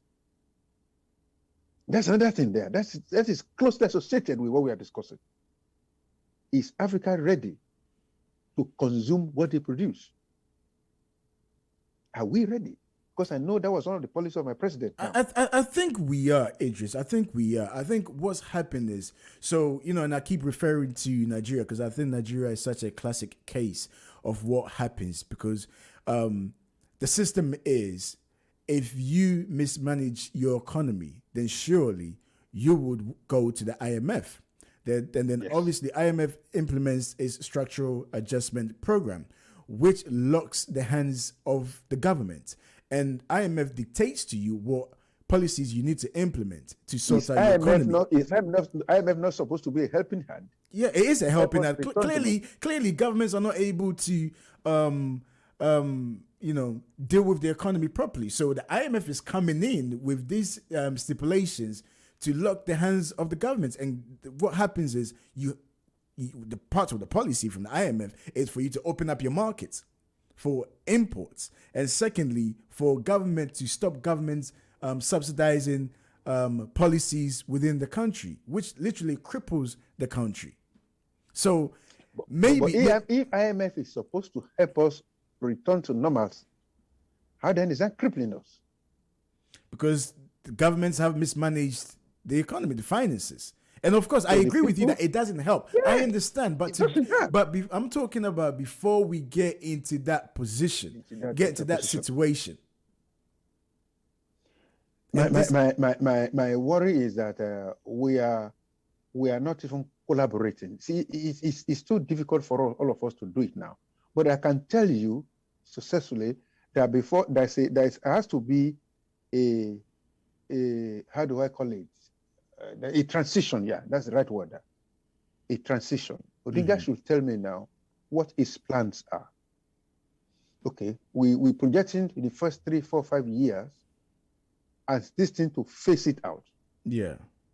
Between that period, we should have a reasonable level of production at home before we can now begin to phase it. Because if you phase it out, if you make it a sudden thing, the people will also suffer. Of course, I remember. If there is no subsidy for the farmers to grow, if there is no control board that we used to see, these are the stories we read as an undergraduate in Nigeria, that the cocoa production, which Ghana is doing so well in it. I read about a cocoa board. Yeah. How they have been able to structure those things, buy from farmers, sell, and so that they can stimulate production. Yeah. So I followed that very well, which is a good example of how to organize a policy. The government must get involved. You must buy this product from them, put it in the silo, save, because when things are not going well, the farmer will not be mobilized to be able to work. So when government comes in as an intermediary now, export this thing for them, the government stimulate production by continue buying. So that market is there. Once the market is there, the farmers will keep doing it. And that's where the role of, so we must have a government that is ready to play that intermediary role now, that's ready to step in. I mean, if you and I are going to get 400 pound subsidy this year from Boris Johnson, even if it was fraudulent, if the essence of it has not gone away, the essence of it was parting it. It was a bribe to us so that we will not vote against the government. But the issue is that we are going to get that money. Yeah. Is that money not a subsidy for global crisis of energy? All right, Idris, just for time reasons, we'll leave it here. Thank you very much for joining us this morning. Always a pleasure to talk to you, Idris. It's a pleasure, my brother. Thank you. So that was Idris Adishina. Idris is a journalist and also a very good friend of mine. And with this particular story, I did mention, I did tell you the reason why I picked it, because it actually, when looked at, it has there are so many layers, so many layers to this story. Yes, Raila Odinga, who's saying that when he comes into power, they're going to help local production and stop these quote unquote dead people clothes into Kenya. And I think it's a bit disingenuous to come across like that, because that's not true. That's not going to happen. It's not going to have any impact whatsoever. If you don't look at the problem, which is the influx coming in, you can produce and produce and produce and produce, and nothing is going to happen, especially in the textiles industry. It's not going to change anything. Imagine local production, local textiles selling, for arguments, let's just say selling, cloth for £10. Good quality at that, good quality. But influx from China and India, who also manufacture a lot of, textiles, coming to the country, selling their garments or their textiles for $5.99, cheap. What do you think is going to happen? So the local people can keep producing, but nothing's really going to happen unless you tackle that. And of course, to tackle that, that means that you ought to make sure that you're not going to the IMF. You're not going to the IMF, because if you're going to the IMF, you need to liberalize your market. You need to liberalize it so foreign goods can come in, and you can't tax them, because if you tax them, who's going to bear the brunt of those taxes? The consumers. So it's a very, very important subject to discuss if looked at on the broader scale, as opposed to, I know elections come in and politicians like to throw in, promises, but if we scrutinize these promises and look at them critically, you tend to find out that it's not what it looks. It looks enticing on the outside. I can see the local people jeering and cheering for this particular policy, but when critically analyzed, this is not something that can be achieved just by encouraging local people to produce more. And I remember there was a show that I joined. So every other week or so, I think the Ghanaian community here tend to have a discussion with government officials on Zoom, and I joined in. And I think this was the time where they're trying to push for more Ghanaians to get involved in investing back home. And on the surface, it looks really, really good. And, that come home, come and invest. Your investment will be safe. Come and help, nation building. Come in, bring your resources. So I asked the government official this question about, access to the Ghana market from foreigners.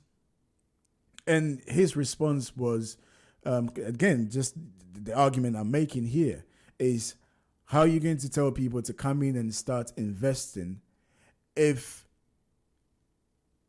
the level of imports coming to the country is not looked at, because they're going to end up losing. You're losing before you even begin. And he said, his words to me was, yes, government will look at that, but the issue is, especially Ghana. Now, I would just use Ghana for as an example right now, that the capabilities of mass production is not there. So if they're able to stop, let's say that they put a stop on the foreign influx coming in, there's going to be a deficit because Ghanaians are not producing on a larger scale. On a small scale, yes, they are, but they're not producing the quantity that, foreigners are bringing to the country. And I think, if you look at it, it makes sense. I understand it. It does make sense. But how do you solve the issue? So what I was suggesting was, like Idris said, so somebody also suggested a tax. And I said, no, tax will be sent to the consumers. So the consumers will be the one that will pay the tax. So this is an area that needs to be looked at, because we talk about industrialization. Industrialization will benefit the indigenous people if it's produced locally. In terms of, food, the textiles we've spoken about. I don't think, William sent a text message saying that Africans don't respect their own clothing.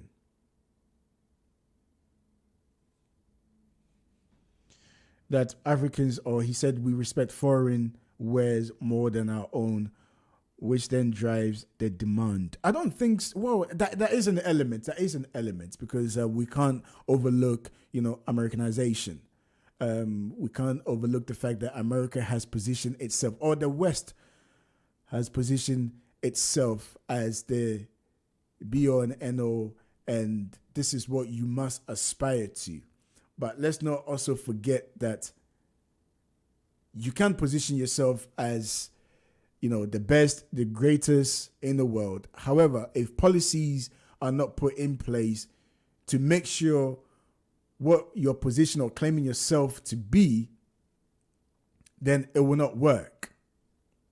So the West, you got to give it to them. In as much as I disagree with it, have been able to position themselves for us to think that their product, their produce is the best for us. And I don't think because of that we have totally disregard what we make at home, what we produce locally. I don't think so. I just think that these policies have crippled our economies. It has. How can you live in a country where you can grow corn in your backyard, a country where land mass is ridiculous, but you cannot produce on a large scale? How does that work? It's unheard of. I'm not saying that, trade and everything should be closed off. But in terms of manufacturing, there are things that can be manufactured in respective countries in Africa.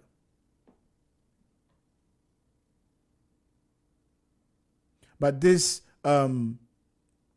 policies by the IMF is what is crippling Africa. It is African countries. The policies, but the adjustment programs is what is crippling the continent. It is, and we cannot hide away from it. Now, how do we come out of it? We're so interconnected now. The moment you go to IMF for a bailout, this is part of the policies. You open up your markets, free market, access to your markets. And once that is done, then it has a knock-on effect. you tend to realize that local produce becomes obsolete. People lose their livelihood. And I like the fact that I keep using Nigeria because Nigeria is a classic example. Classic example of how this impacted or impacts Africa. So we've got a lot to deal with, a lot to talk about, a lot to look at, to be able to find solutions to the problems facing Africa. How can poverty be so rife? How? And again, and I don't want to sound like a broken record or just bashing the IMF and the World Bank, but it's a big problem. The World Bank will come out and say that, look, poverty has been reduced globally. And how they calculate that is they look at people living, I think earning under £1 or £1. So globally, if you look at the likes of China and India, yes, they've been able to cut down, reduce their poverty rate. But China and India alone account for the third of the global population. So then when you cut across, let's say you go to Africa, for instance, poverty is rife. There are things that really needs to be addressed because otherwise we just keep chasing our tail. We keep going round and round and round in circles. And trust me, it's not that our leaders are not aware of this. Our leaders are aware of this. So then the question becomes, so why then, so how come they're not able to come up with solutions to fight this? And the issue is the economy has been run down to the ground that the only way for them is to go back to the IMF. It's to borrow. It's to keep borrowing and keep borrowing and keep borrowing and keep borrowing. Next week, I'll play a part of the interview I did with the UK Minister for Africa, Vicky Ford. And, you know, as soon as you talk about trade and agreement with the West, or let's say, in the world, China comes into the conversation. Of course, I put to her the rate at which China is investing in Africa, if it's a worry for the UK or the West. Well, in this case, the UK, because she's the Minister for Africa from the UK. And her response was interesting.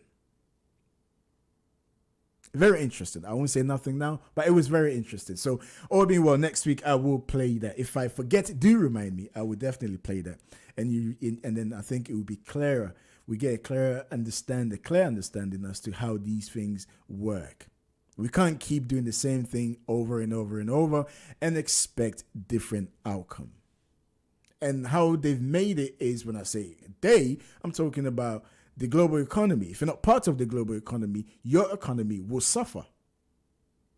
It will suffer. I'm taking a quick break. When we come back, we continue with our discussion and we'll turn to Ghana. We'll look at issues currently trending in Ghana. Don't go nowhere. We'll be back shortly. Davison Band UK is at 8 again, all my days. And this time around is gonna be bigger than ever. Guess what? They are bringing the maestro, Mr. Music Man, the legendary called Jones Awuah. Also performing Keche live in concert, UK, with the Davison Band UK. This is gonna be happening on the 30th July 2022. DJ on deck, DJ TQ, hosted by Da Force. Venue, Dominion Center 9, the Broadway High Road, Wood Green, N226DS. Tickets available at www.eventbrite.co.uk. This is a must not miss show. See you there.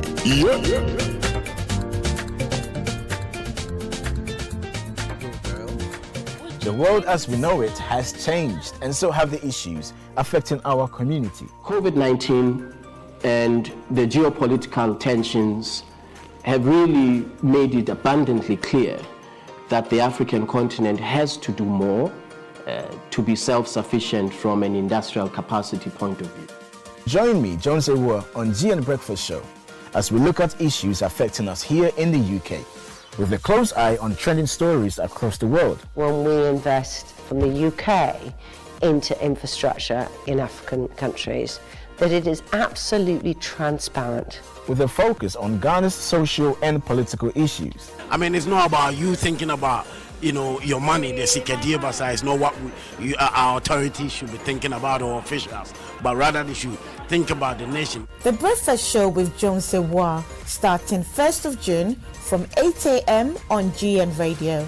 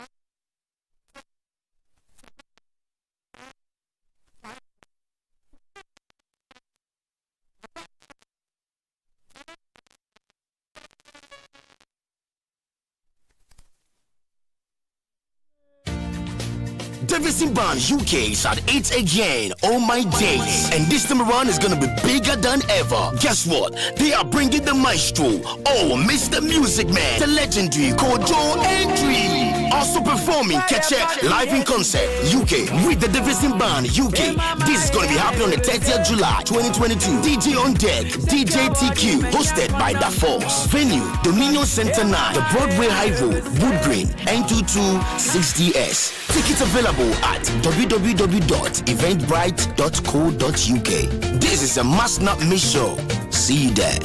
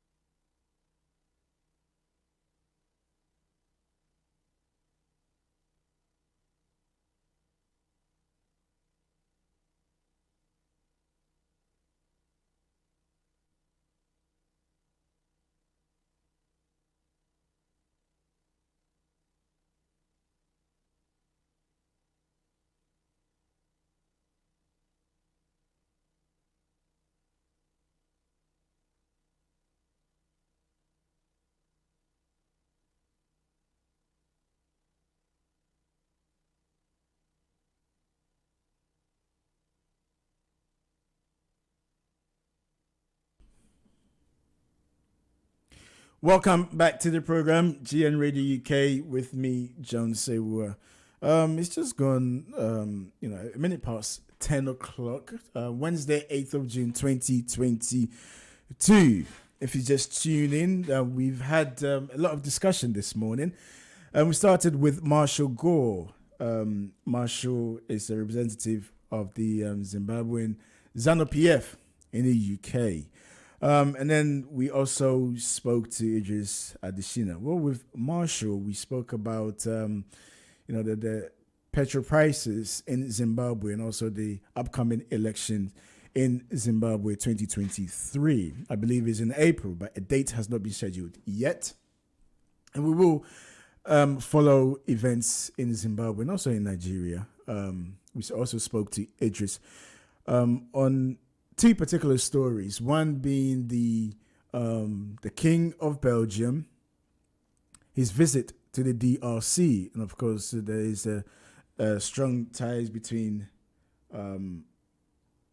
Belgium and DRC, as DRC being its former colony, and the atrocities faced by DRC, people of DRC, at the hands of Belgian, especially King Leopold. And, this discussion, every time we talk about this, it brings up a lot of emotions, not just for Congolese people, but African people across the continent, actually, because a lot of suffered at the hands of the colonial rule at that time.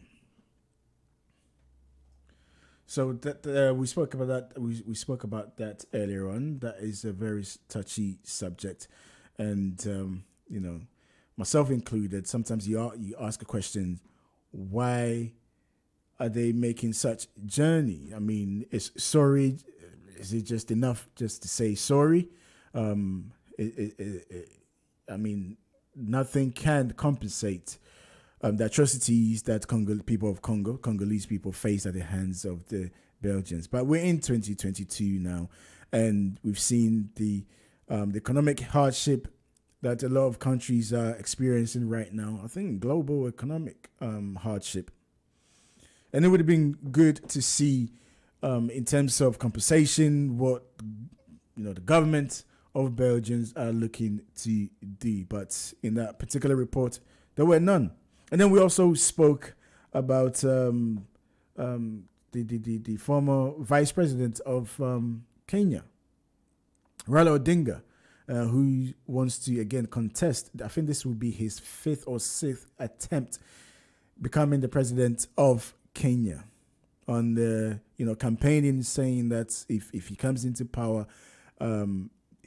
he will make sure that the local people will stop wearing, and I'm quoting him, dead people's clothes, imported goods coming from outside, and there'll be more production of local when it comes to the fashion sector, local production.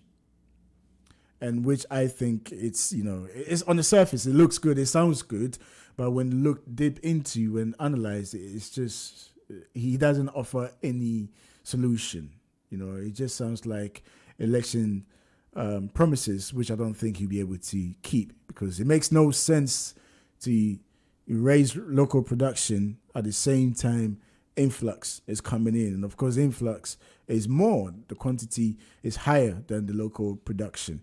If you compare the two, and it's more, we delved into it a bit more, because not only does it affect the local production, if you just looking at the textile side, but if you look at it in the broader sense, even the importation of rice, importation of tomatoes, everything, that is what cripples the production, the economy. And how do you stop this? I mean, a lot of the countries now are part of the global economy, the global market. And the global market does insist that you liberalize your market and you open your market. You open your market to foreign goods. And how do you do that? If your economy depends on IMF bailout, how do you do it? So we were looking at that as well. But we want to turn our attentions to issues in Ghana. And there's been a few messages that have come in, and I will read out your messages. I promise you, I will read your messages. There's 3 stories I want us to look at, and I think we've touched upon this in the past, but this story is not going anywhere. And you've heard my views on this particular story. This is to do with the building of a cathedral in Ghana. We'll come to that story, but I just want us to look at this because I think this is interesting. And the title is Justice Delivery in Ghana is a Collective Responsibility. Justice delivery in Ghana is a collective responsibility. According to Mr. Robert Tete Nomo Jr., who is a programs officer, Legal Resources Center. He says that effective delivery of justice in the country is not only the responsibility of the mandated institutions, but also that of the citizenry. He said, often when the criminal justice system is being talked about, only key institutions such as the police, attorney general, and judiciary were looked at, while overlooking the role that citizens also must play as enshrined in the Constitution. So, Mr. Nomo made this comment during a USAID Justice Sector Support Activity public education workshop on access to justice with partners from the NCCE and SHRAJ in Hohoe. He said that citizens were required to report wrongdoers or ensure that the right was done rather than sitting unconcerned. He said that there was the need to equip people with information regarding access to justice through public education and supply of information, education and communication materials distributed to enable people to know that they had a right and responsibility. So I wouldn't say I have an issue with this because let's face it, he's a lawyer, so he's in the legal field, right?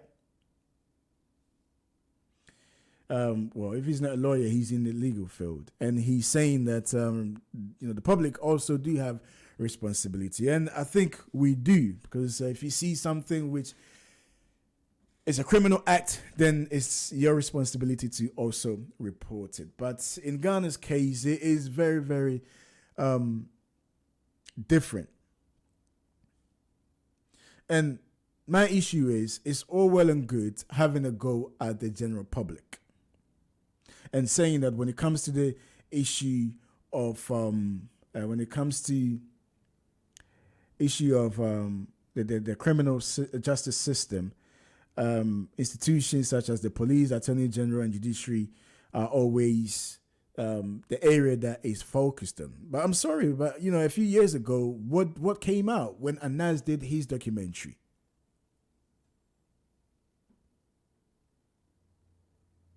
What came out? And this is my problem. Always looking to blame the citizens. And this is my issue.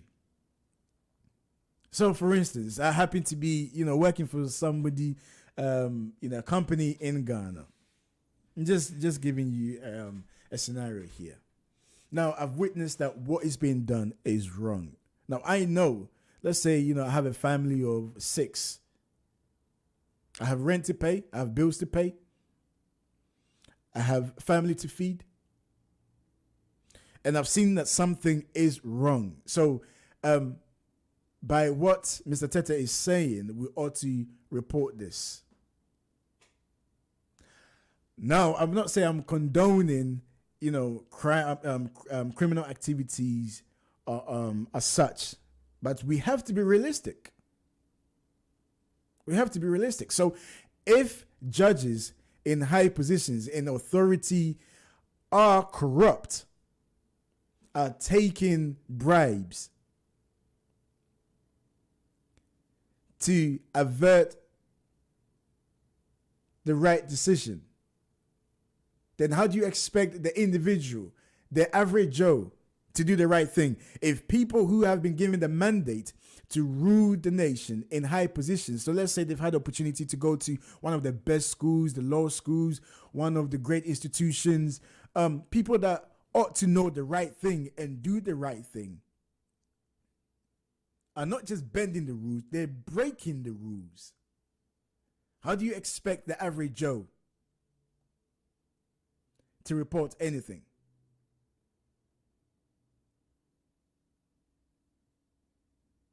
How? It baffles me.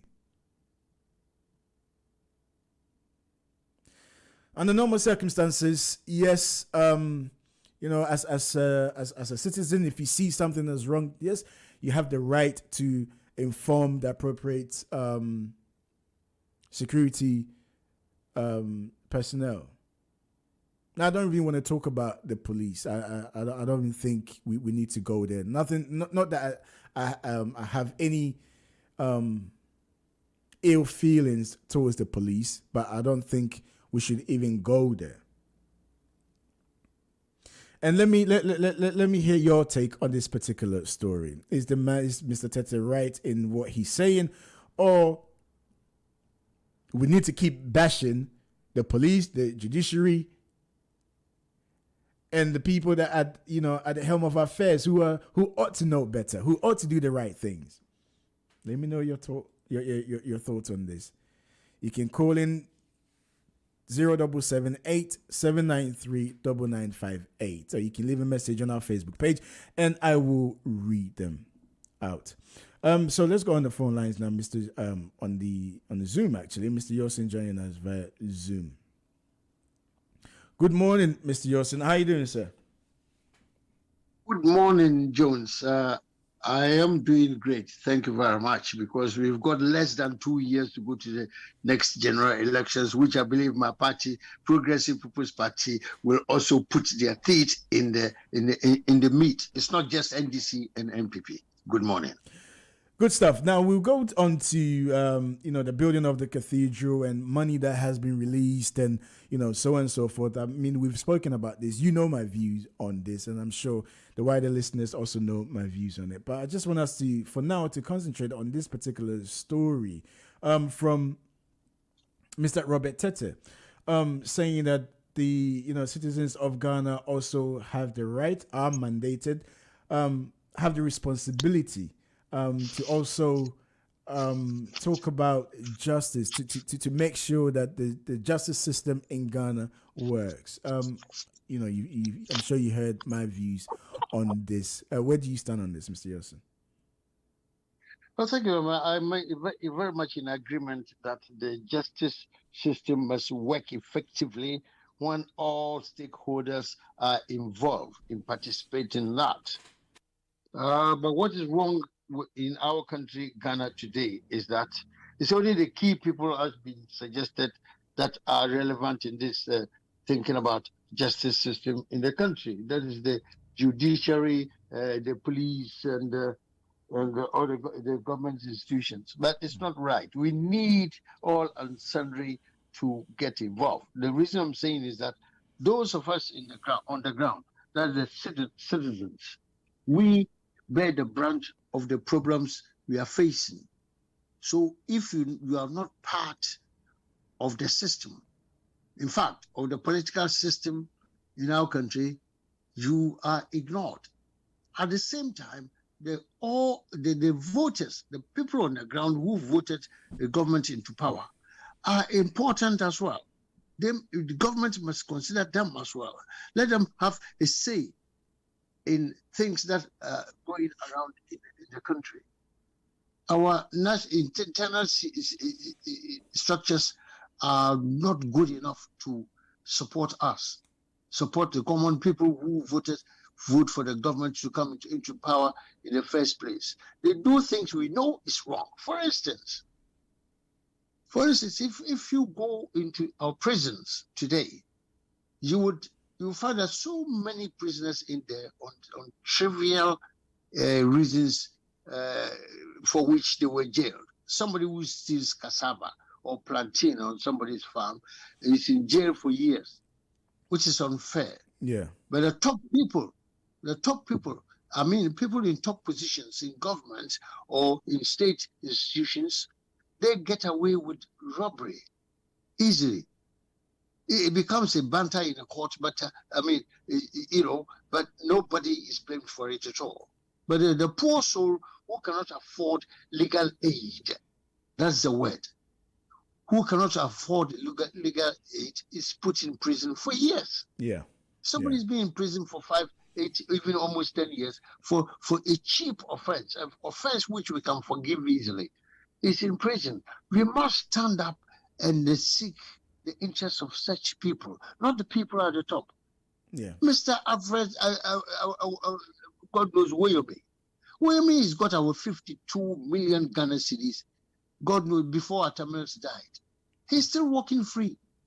And he has told us that he shared this money with people in top positions, both in NDC and NPP. So he has charged that he will mention the names of the people. If you push him, he will reveal the names of those people. So 52 million Ghana cedis we gave to Mr. Woyomi even before 2012, over 10 years. He is still working free. Mm. All right, so what system have we got? Okay, maybe let's slightly move on. I mean, I have my reservations when it comes to lawyers and the justice system and, so on and so forth, because, if you happen to get involved in anything or you've been accused, it's not something that's cheap. And if you can't afford it, then the law would definitely go against you, especially, people in high positions that have the funds to be able to position themselves well and always find ways to wiggle. There's always a way to wiggle to go around the law, which doesn't impact them. But I want us to look at the issue of the cathedral. I think the last time we spoke about this, again, viewers know my take, listeners know my take on this. It has been reported that the National Cathedral expenditure was budgeted for. This is according to the Deputy Minister. Once we were made to believe that at some point, the government were not going to fund it. It was going to be the general public who would make contribution to this, but now it has been confirmed. Government so far, government have paid 32 million Ghana cedis. So far, the government has used 57 million state funds for National Cathedral. And this is according to Ablakwa. Deputy Finance Minister Dr. John Kuma has said that the payment of 32 million to Sir David Ajayi and Associates Limited for consultancy work done on the National Cathedral is legal, contrary to assertions in the public. Where do we go from here, Mr. Yosin? I mean, you've heard my view on this. Yeah, my party is not happy with this situation of things because initially the concept of building of the cathedral it's misguided. We do not need that at all. That's why I started by saying, or I've always said that we shall turn the cathedral into homeless people's place of abode because of our systems in the country. Almost everybody from all regions have converged into a greater Accra. So accommodation is a massive problem in Accra, and not Kumasi, not Cape Coast, not Takrady, not Navrungu or Tamale, but just Accra. There's population explosion in Accra because that's where life is. That's where people can come for job, opportunities. That's why not that Ghanaians are fools. They have to come to Accra to get some job to do. Now, moving on, we are talking about cathedral when we've got so many serious problems to attend to. It's all finance. Look at these millions and millions of cedis that is being poured out for the sake of consultancy in the cathedral building and the building itself. Consultancy of the total. We will go to over 100, just about 100 million Ghana cedis has been so far pumped into that. When we need accommodation for people who are around in town, sleeping on the streets, in the street corners of Accra, it doesn't make sense at all. The cathedral, we don't need it, Jones. The roads in Ghana are bad. Look at the recent floodings and all that. We have not got the money to work out to drain these flood waters out even into the seas. I take your Mr. Yosin, I take your comments on that. But so how come there isn't that much, anger or agitation from Ghanaians? I mean, we saw when the policy of e-levy was being introduced, you saw the uproar and how people were outraged. But to do with the building of a cathedral, we don't see that. Why do you think that is? Yeah, because we have been duped by the NPP administration. We have been cheated by the NPP administration. The worst we can do is to jump onto the streets to call for fix the country, and they crushed that. And the guy in Nigeria, they killed him because they say fix the country. I remember writing to Ghana government through publishing. I published it, an article that the Ghana government sit down with these young men and women who are saying fix the country, sit down with them and let us have a conversation to see where there are obviously mistakes being done by the government. The people on the ground see it, not at the top. That's why we're talking about the judiciary system. The people on the ground who are suffering, the suffering masses know the truth. Government sit and talk to them, you fear. In the end, an MPP official showed the picture of that man in a Nigeria area, Ashanti region, and within days that man was killed. Up to now, we don't even know the judgment. Judgment has not been delivered. No judgment has been delivered. They cook the story. When somebody kills somebody in Ghana, you must get the police to arrest the person, put him in prison, put him into court, and we decide on the case. It didn't happen on this occasion. They have chopped him up like a goat. They killed him with cutlasses and stuff like that. Up to now, we don't know. And you cannot find this in any other country apart from Ghana. I do not know the rest of Africa, but even Congo, they wouldn't do that. Even Chad, they would not do that. I'm telling you, this is serious. We must look at it. The government must bury its head in the sand because it has nowhere to go. But we do not want an uprising. We don't. No, I made that. I put that question to you because just trying to draw a parallel from the topic we just discussed prior to this one, where Mr. Taylor was asking or insisting that citizens must also bear responsibilities for the justice system to work. So in this instance, we don't see the people going out there in the numbers opposing this particular policy. Clearly, there must be. I don't stop you here. I don't stop you here. There's no problem for citizens going out on the street, but the government stops them. Recently, Mr. Woma, forgive me the wrong mention of his name. Is it Oliver Barker? Oliver Barker, yeah. Oliver wants his men and women to jump on the streets with their own weapons, with their own security. The government says no. But that's not demonstration, though, Mr. Yosin. These are people trying to cause anarchy. Yeah, I'm telling you. You see, it's all going up on the streets to vent our feelings and all that. The government has stopped that. And no one can stand up and shout in the corner of Udoko or Kaneshi or Dabaka, he will be arrested. So the law is not working in Ghana, not working effectively at all. So people are, not that people don't want to get involved, people are afraid to get on the streets. They will be arrested and put in prison because they are in power. The last time we spoke about this, I spoke about this, of course, and I did mention, and it is, in public domain, that this was a promise that the president pledged. Is a personal promise that the president, Nanado, pledged to God that he would fulfill to build a cathedral for him.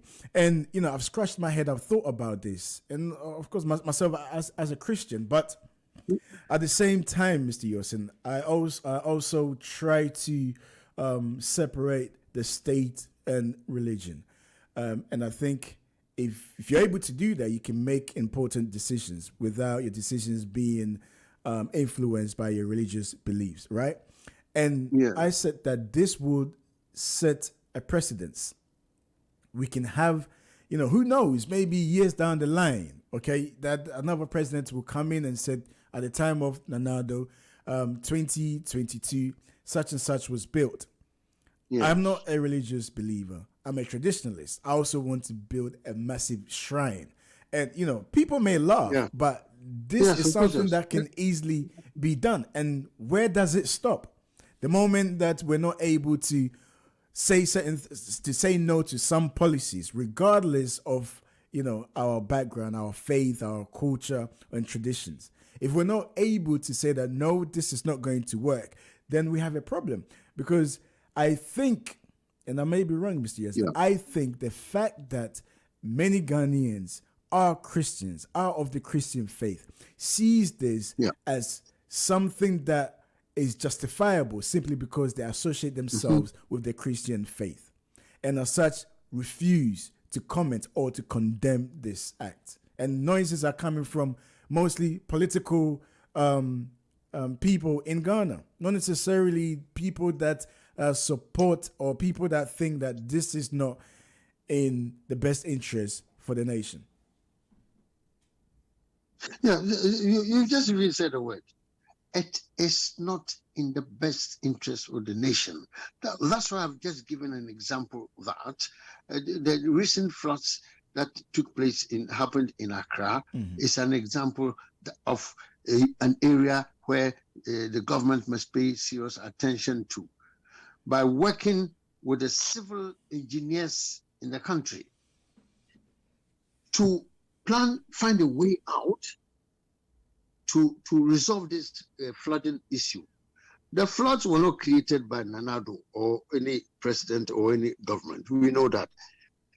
But it's created by the whole, the citizenry, the country itself, because we dump rubbish on the street corners. When it rains, it's all converged into a gutter or a place where at least there's no way for the waters to go because we've blocked these passages with rubbish. We know the cause of it. And what do we have to do to stop that? The structures in the country are depleted because we need environmental cleaning to take place, like the old town council days. Every day they got their brush and brooms to clear rubbish and go and bend them. But these days they have stopped. They don't do it anymore. And nobody wants to say the truth. Listen, in the beginning, our brothers from the northern parts of Ghana, they came down south to be doing all these donkey jobs. Now they have stopped doing it. And those people in southern Ghana, the Fantis, the Ashantis, the Enzimas, the Eres, the Gan people think, no, it's not their job to be doing a rubbish job. That's the truth. Nobody wants to say, but I'm saying it. Do you understand? We thought cleaning the place, toilets and gutters is a thing for the northerners. But things have changed. Our brothers and sisters from the north no longer do that. The people we call Kayayi no longer do this kind of donkey jobs. That's why we are being punished by floods and all that. And we haven't even got the common sense as a government to engage the civil engineers to help us to resolve this problem. All right. It's a very serious national problem. problem. Mr. Yostin, just stay on for a minute. We're taking a quick break. It's exactly 10:31. This is GN Radio UK with myself, Jones Awuah. We're taking a quick break. When we come back, we continue with our discussion. Don't go nowhere.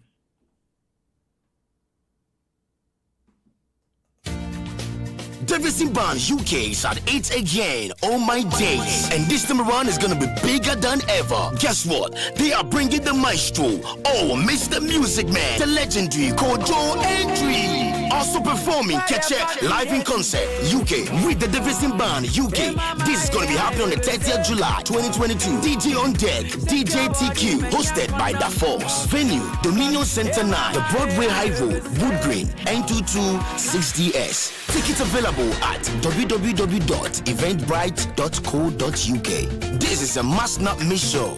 See you there.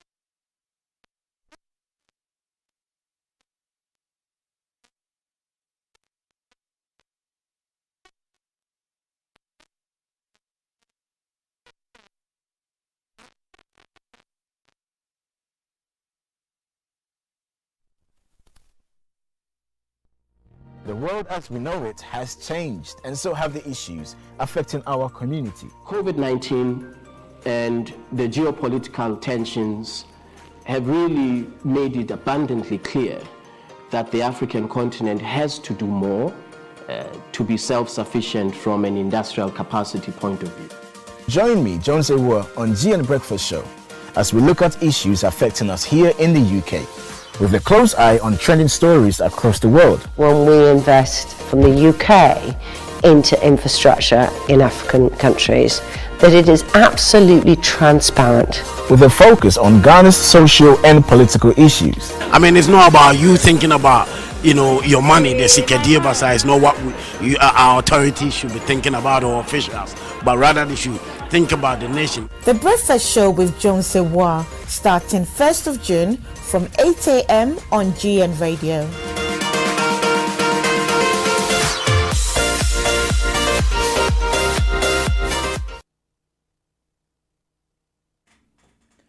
Welcome back to the GN Radio morning show with myself, Jones Awuah. Just to remind you, we spoke about this earlier, about the upcoming strike. So you plan your days accordingly, all right? So according to reports, strikes are meant to take effect on the 21st, 23rd, and 25th of June.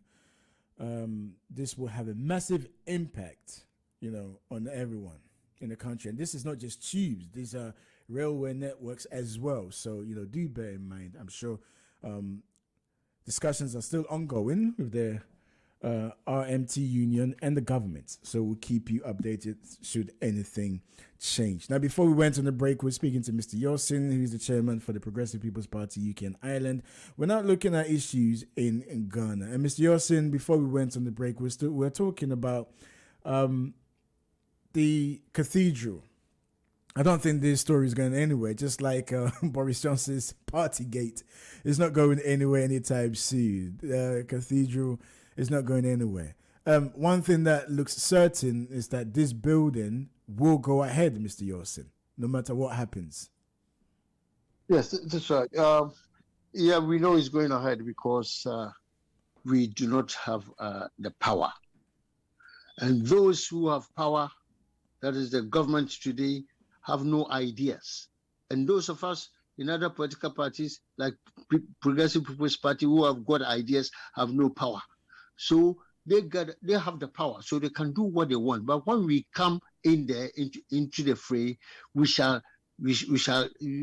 stop or cancel out the cathedral and turn it into something much more beneficial than, in inverted commas, worshiping of God. Because in Ghana, we worship God anyway, all the time of our lives, all the days of our lives, we do worship God. It's not a Kufuor who is coming to build a cathedral that would make us worship God. We've been worshiping God all the time. So we don't know, the priority is not right.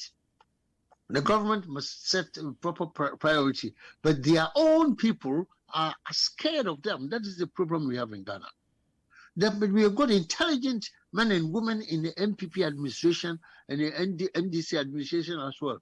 But they fear just in case they lose their job. And that this compares to what's happening in the United Kingdom now. Boris Johnson is supposed to have, they was challenged and he won the vote of confidence, just 48 hours ago or 24 hours ago. And those who didn't vote for him, naturally, is going to take them off the role in the ministerial positions. We understand. That's what's happening in Ghana. Ghanaian, there are people in the NPP administration who know that what the government has decided to do is wrong, but they fear in case they lose their position. Of course, yes. The government, the president is the one who can select his own ministers, cabinet ministers. So if you go against him, you will lose your position. I hope I'm making a point. This is what's happening in Ghana. Yes, I mean... Not that people don't know what to do, because the idea of cathedral is wrong. In Ghana, we over-worship God in the first place. And I'm sure God is not happy with us. We worship him too much, because God himself, when he created the world, he rested on the Sabbath day. You don't understand? But for Ghana, every day we worship God. Every day. I mean, Mr. Yosin, we talk about democracy and we talk about the state and the agreement between the states and its citizens. And I don't know, maybe you might be able to tell me. I'm not sure if I've seen it anywhere where it says in the Constitution that the leader of the country can, use state fund to build a religious building or something that will something that he himself personally feels that the country needs and it will benefit the country. And I think probably it doesn't. I think this is why they're going down the route of, this will be economically viable. This will attract tourism into the country. Is there such a thing, Mr. Yosin, in the Constitution? Not such a thing at all. But the tourists are not coming to Ghana because we've got beautiful buildings or beautiful cathedrals or stuff like that. They are coming to Ghana to explore the things that they can lay their hands on. For instance, our gold and our timbers, they did it in the beginning. They are coming again. Tourists are touring to see weird or strange things that don't happen in their country. Of course, you travel to have experience. There's nothing wrong with tourism itself. But even the tourists himself, we haven't got a proper route to bring in the tourists in Ghana in the first place. It's very embarrassing to get tourists into Cape Coast Castle. We go to the fields surrounding the coastline of Cape Coast Castle. I've been there with a group of people from here, and it was an embarrassment. We walked along the coast into the castle, and there was a lot of fields there. So in the case of tourists, let's just ignore them in our national equation. Yeah. Let us build a proper transport system, like railway lines and good roads. Before I let you go, Mr. Yosin, there's one story that I wanted us to look at, and I was trying to get somebody from the national security to speak to us, but unfortunately, he said he needs clearance from his from the office. Masters. Yeah, his before masters. he can talk to us. That's So what happens in that. yes, so I said to him, okay, we will schedule a date to talk about this. It is important because this, the security issue in Ghana needs to be addressed. So many occasions, so many times we've seen a lot of these things happening where people have taken laws into their own hands. We've seen people brandishing guns. Recently, they fixed the country. People that wanted to go out there to demonstrate were talking about arming themselves, although they did say that they will arm themselves with licensed guns, as it is their right to do so in their constitution. But it is concerning. It is very concerning, Mr. Yosin, because a couple of days ago, I saw a video on social media, and this has actually gone viral, where young men, from what I could see, were dressed in army uniform. They were dressed in army uniform, and they were shooting, firing shots. And my initial thought was, okay, so this is probably the army, okay, trying to apprehend somebody or shooting at somebody or trying to protect, the local people around that particular area. But as it turned out, it wasn't. These were just young men who happened to be in camouflage outfit, looking like they should be in Afghanistan or Iraq or somewhere fighting, or somewhere around the Sahel region, fighting against terrorists. And this is happening in Ghana. And so now the story is saying that non-military men in military April going around causing havoc shows Ghana isn't ready to fight terrorism. And this is what I want us to look at, the security issue.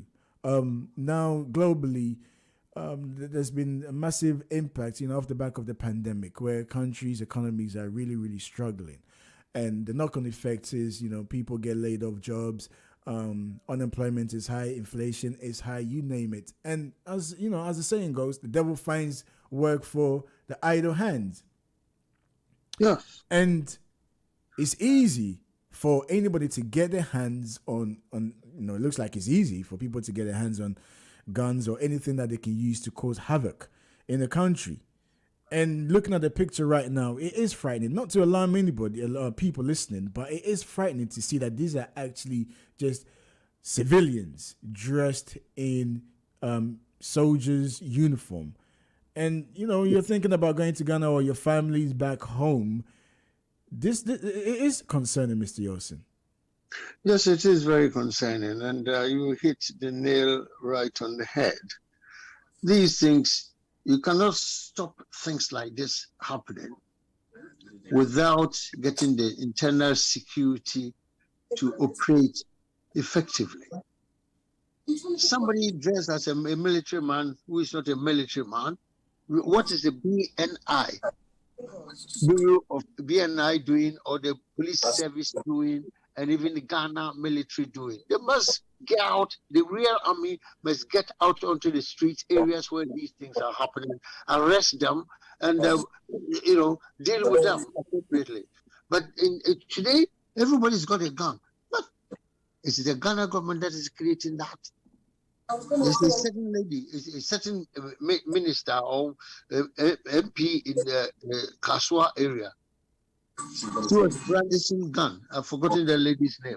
I want a situation where that is going to be another thing that she uses against us. There is, Mr. Yosin. Yes. There seems to be somebody else on the line, which I'm not sure. There's somebody on the line, yeah. You sent it by email. All right. Okay. Hold on, Mr. Yosin. Yes, carry on. Yeah, thank you. You see, where in a situation where a minister can brandish a gun on the streets, is a certain example for other idiots. I'm sorry to follow. So right now, the cat is out of the bag. That's the story we are being told now. Now people dressed as camouflage clothes and all that. They go on the street as if they are Ghana military people. So the internal security, the Minister of Defense must jump onto the street straight away, because Ghana itself, army, they are not doing anything to benefit us now. We don't need them even. But for security, that's why we've got an army. Otherwise, we must disband the whole army. What are they doing in Burma camp for? Wearing beautiful uniforms and showing off in town. When there's a real problem, this is when the soldiers must get on the street to do their job. They are not doing it because the Ghana government is not permitting it, because the Ministry of Defense itself doesn't know what to do. The duty of the reason we have a soldier, the army in the country, is to defend us internally and even externally. What are they doing? They are doing nothing. They must send all the borders of Ghana and try to flush these people out, arrest them. Even the military themselves fear. Look, a case happened recently when the camouflage people like that, they went to the police station, the policemen ran away. Civilians going into the police station with guns or cutlass, and the police people flee. They ran away from the police station. So it's a very dangerous situation for all of us. The government must address it, and they don't. Because Let me get William on there. William is on the line, and William wants to contribute to the show. So William, if you're ready, you have the floor. The floor is open to you to share your views, William. William, you need to unmute yourself.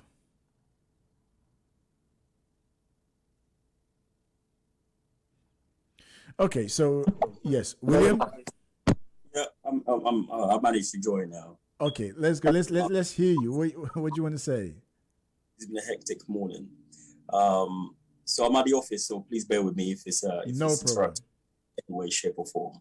I mean, in regards to the cathedral, I mean, I think we've had numerous conversations about this before, Jones, yourself, and I, and I mean, we've touched on this numerous times. Ghana is not a Christian country, so if you're going to set up a presidency of even if it's charitable money to build a cathedral, I think we have to check how the current sort of society is, and can any other sort of sector benefit from this charitable money rather than to build a cathedral. We have numerous of issues in Ghana currently as we speak. And one of them that is, at the forefront, how I view it, is education.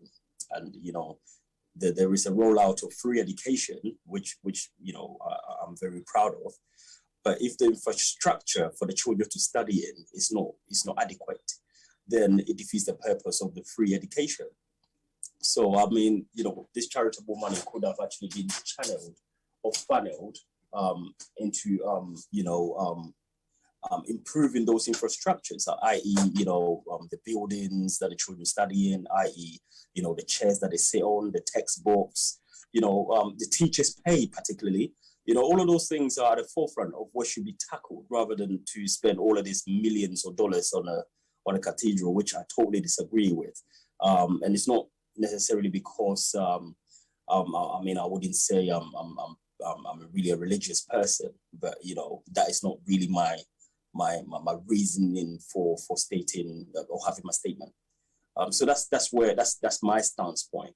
There's so many things that money could help improve, rather than just to build a cathedral. Literally every 500 square foot. You can travel Ghana, every 500 meters there's a church or there's a mosque. I think that's enough to actually then also spend further money to build in a cathedral. It doesn't make much sense to me. I will definitely don't hang up here. I will ask you guys to just come off and come back on the Zoom. We just need to just make sure that we can hear you properly. So just log off, guys, and log back on the Zoom. All right. It's interesting to hear what William is saying, and I'll put the same question to William, hopefully when he comes back on. Him and Mr. Yorson. Mr. Yorson as well, if you're listening, you can come off and then come back on again, Mr. Yorson. It's interesting because, there are people that share the same views as William about this particular policy that the government wants to build a cathedral. And many will say they don't agree with it. People are saying that, like William is saying, there are other things that, the money for this can go towards. William was saying their education. So, William, I know you're back on. Clearly, you're not for it.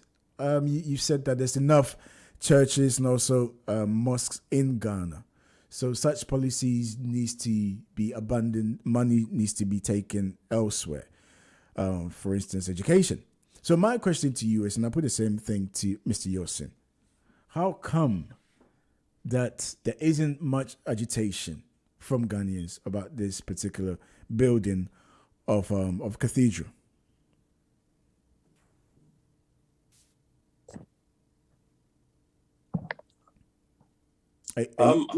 In my honest opinion, I feel that there has been a few sort of genuine sort of criticism of it.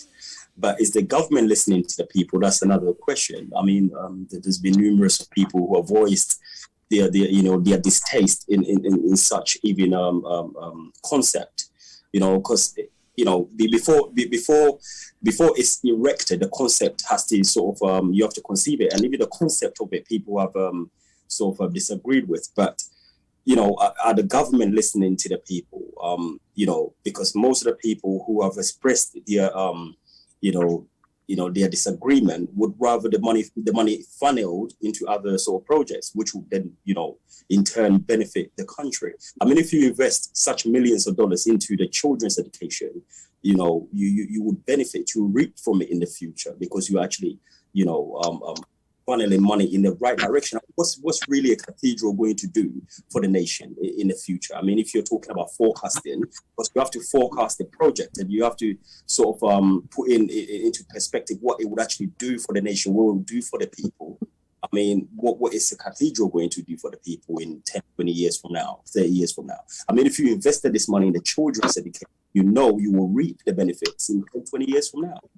So these are the common sort of distaste that the people have raised. What about the notion that, William, sorry to interject, what about the notion that Yes, you did mention that Ghana is not a Christian country, but majority of Ghanaians are Christian, are of the Christian faith.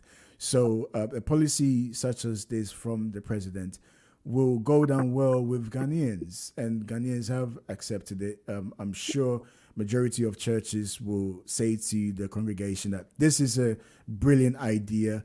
This is to exalt God. This is to let the whole world know that, Ghana is a religious country and we believe in the God, in the true God. Well, I mean, correct me if I'm wrong, but I know cathedrals are not necessarily something that represent all the Christian faiths. So, we have a lot of different segments of Christianity in Ghana. Particularly, you have the Pentecost, you have the Methodists, you have the Baptists, you have all of these groups. A cathedral, I believe, is more to the subsect of maybe Catholicism, or maybe I don't know, Anglican or whatever. Yeah. So, it actually appease those people who are members of Anglican or maybe Catholicism, but it may not appease all the other Christian denominations. So the point is, we may even get to a point whereby other Christian denominations may disagree, or they may also propose that they also want big monuments built to appease them, or somewhere that they can also worship, or whatever the case may be, and it has to be national. To be really honest, Jones, I mean, one question I've asked is, what is this going to do for the nation in 10, 20 years from now? What is the benefits? I mean, if they can point out the benefits of it, there may be one can then have the reasoning around that, but I don't see any benefit of it. I mean, I'd rather those millions, even if it's charitable money, then we can propose to the people giving the charitable money to say, look, we have all of the other issues concerning the nation, and we'd rather funnel the money into that, and we know we will reap from that, 10, 20, 30 years from now, we will see the benefits of it. I mean, that is my stance point. Okay, let me give the last word to Mr. Yosin. Mr. Yosin, and then we'll run up on this, Mr. Yosin. All right. Hello? Yes, you're on there. Yeah, I'm glad that William has also supported the view of my disagreement with the idea of the cathedral. There are so many things that we can spend money on, and we're talking about cathedral that is really not going to benefit us at all.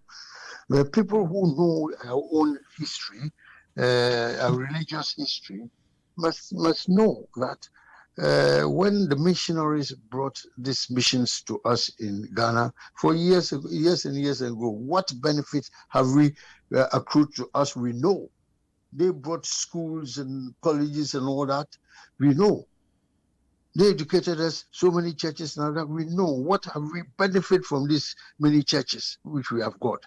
Now we are going to bring a new church, cathedral. It's a Ghanaian concept. We don't need that. All right. We don't need that. Let us spend the money by supporting civil engineers to solve our flooding problems in Ghana. God will bless us from doing that. But building a cathedral, I don't think God will agree with us, because it's not a good option at all. All right. Points well made, Mr. Yosin and William. Thank you very much for joining us on the show today. Always a pleasure to speak to you, the both of you.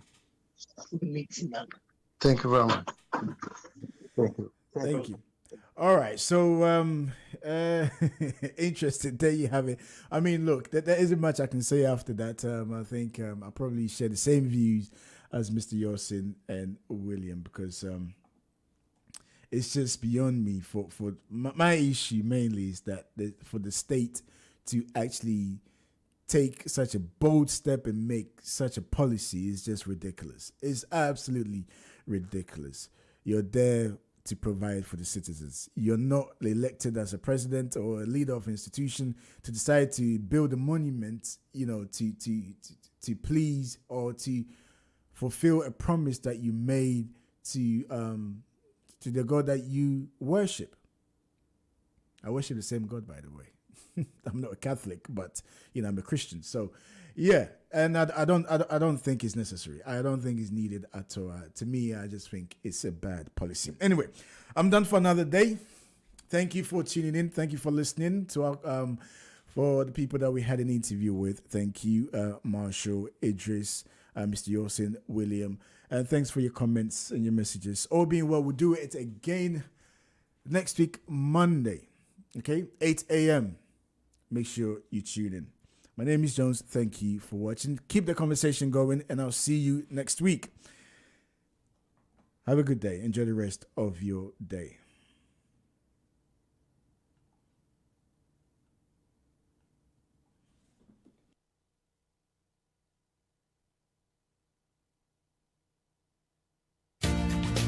Davidson Band UK is at 8 again, all my days. And this time around is gonna be bigger than ever. Guess what? They are bringing the maestro. Oh, Mr. Music Man.